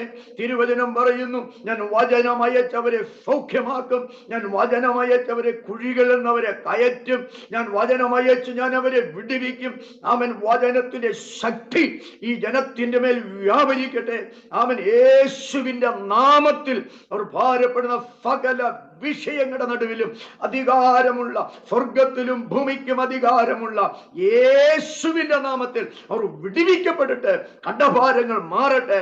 തലമുറകളുടെ ഭാവി വിവാഹങ്ങൾ നടക്കട്ടെ. കുഞ്ഞുങ്ങളില്ലാത്തവർക്ക് കുഞ്ഞുങ്ങൾ ജനിക്കട്ടെ. ആമേൻ, ആമേൻ, ആമേൻ. സാമ്പത്തികമായി ഞെരുങ്ങുന്നവരുടെ ഞെരുക്കങ്ങൾ മാറട്ടെ. ജപ്തി ഭീഷണികൾ അവരിൽ നിന്ന് ഒഴിഞ്ഞു മാറട്ടെ. കേസ് സംബന്ധമായ വിഷയങ്ങൾ, ആമേൻ, വസ്തു സംബന്ധമായ വിഷയങ്ങൾ, വിവിധ നിലവാരത്തിൽ ഭാരപ്പെടുന്ന എല്ലാ അനുഭവങ്ങളും മാറട്ടെ. മയക്കുമരുന്നിനും കഞ്ചാവിനും ലോകമോഹങ്ങൾക്ക് തലമുറകൾ അടിമപ്പെട്ട് നിലവിളിക്കുന്ന മാതാപിതാക്കളുടെ നിലവിളികൾക്ക് ഒരു വിടുതലുണ്ടാകട്ടെ. യേശുവിന്റെ നാമത്തിൽ ആമേൻ. പിതാവിന്റെയും പുത്രന്റെയും പരിശുദ്ധാത്മാവിന്റെ നാമത്തിൽ അരോമ ടിവിയിലെ സകല പ്രേക്ഷകരെയും ഞങ്ങൾ അനുഗ്രഹിക്കുന്നു. അവർ വിടുവിക്കപ്പെട്ടവരായി തീരട്ടെ. യേശുവിന്റെ കരം അവിടെ മേൽ ഇറങ്ങി വരട്ടെ. യേശുവിന്റെ ശക്തി അവിടെ മേൽ വ്യാപരിക്കട്ടെ. എല്ലാ ബന്ധനങ്ങളും അഴിഞ്ഞ് യേശു ക്രിസ്തുവിന്റെ നാമത്തിൽ ഒരു സ്വതന്ത്രരാകേണ്ടതിനെ പ്രാർത്ഥിക്കുന്നു. പ്രത്യേകിച്ച് അരോമ ടിവിക്ക് വേണ്ടി നിങ്ങൾ പ്രാർത്ഥിക്കുന്നു. അതിന് നേതൃത്വം കൊടുക്കുന്ന കർത്താവിന്റെ വിലപ്പെടുദാസനായി, തന്റെ കുടുംബത്തിനായി, തന്റെ എല്ലാ പ്രവർത്തനങ്ങൾക്കായി സ്തോത്രം. കർത്താവിന്റെ കൃപ ധാരാളമായി പകർന്നാട്ടെ. അനേകർക്ക് ആശ്വാസം പകരുവാൻ, അനേകരുടെ കണ്ണുനിരക്കുവാൻ അവനെ അവിടുന്ന് സഹായിക്കണം. തൃക്കരങ്ങളിൽ ഏൽപ്പിക്കുന്നു. കർത്താവിന്റെ മഹത്വമേറിയ കരം വെളിപ്പെട്ടുകൊണ്ടിരിക്കുന്നതിനായി സ്തോത്രം. പ്രാർത്ഥന കേട്ടതിനായി സ്തോത്രം. യേശു ക്രിസ്തുവിന്റെ അധികാരമുള്ള നാമത്തിൽ തന്നെ.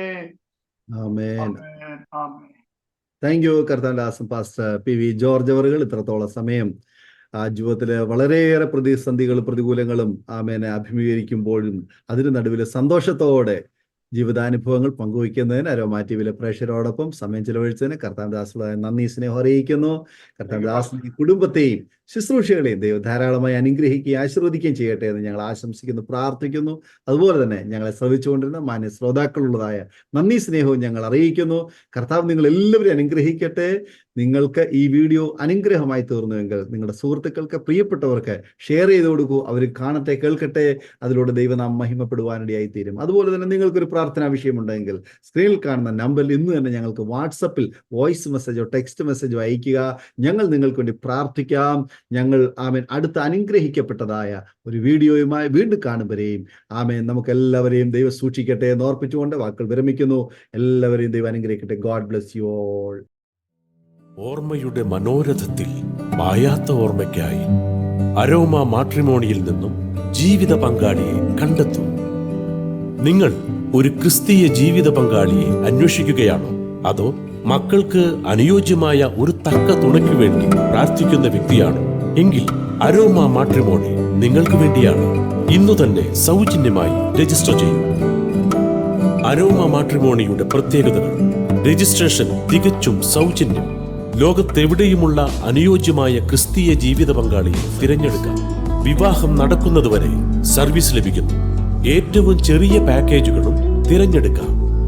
അരോമ മാട്രിമോണി നിങ്ങൾക്കായി ഒരുക്കുന്നു വിവാഹം പരമാനന്ദം. Email aroma matrimony2020@gmail.com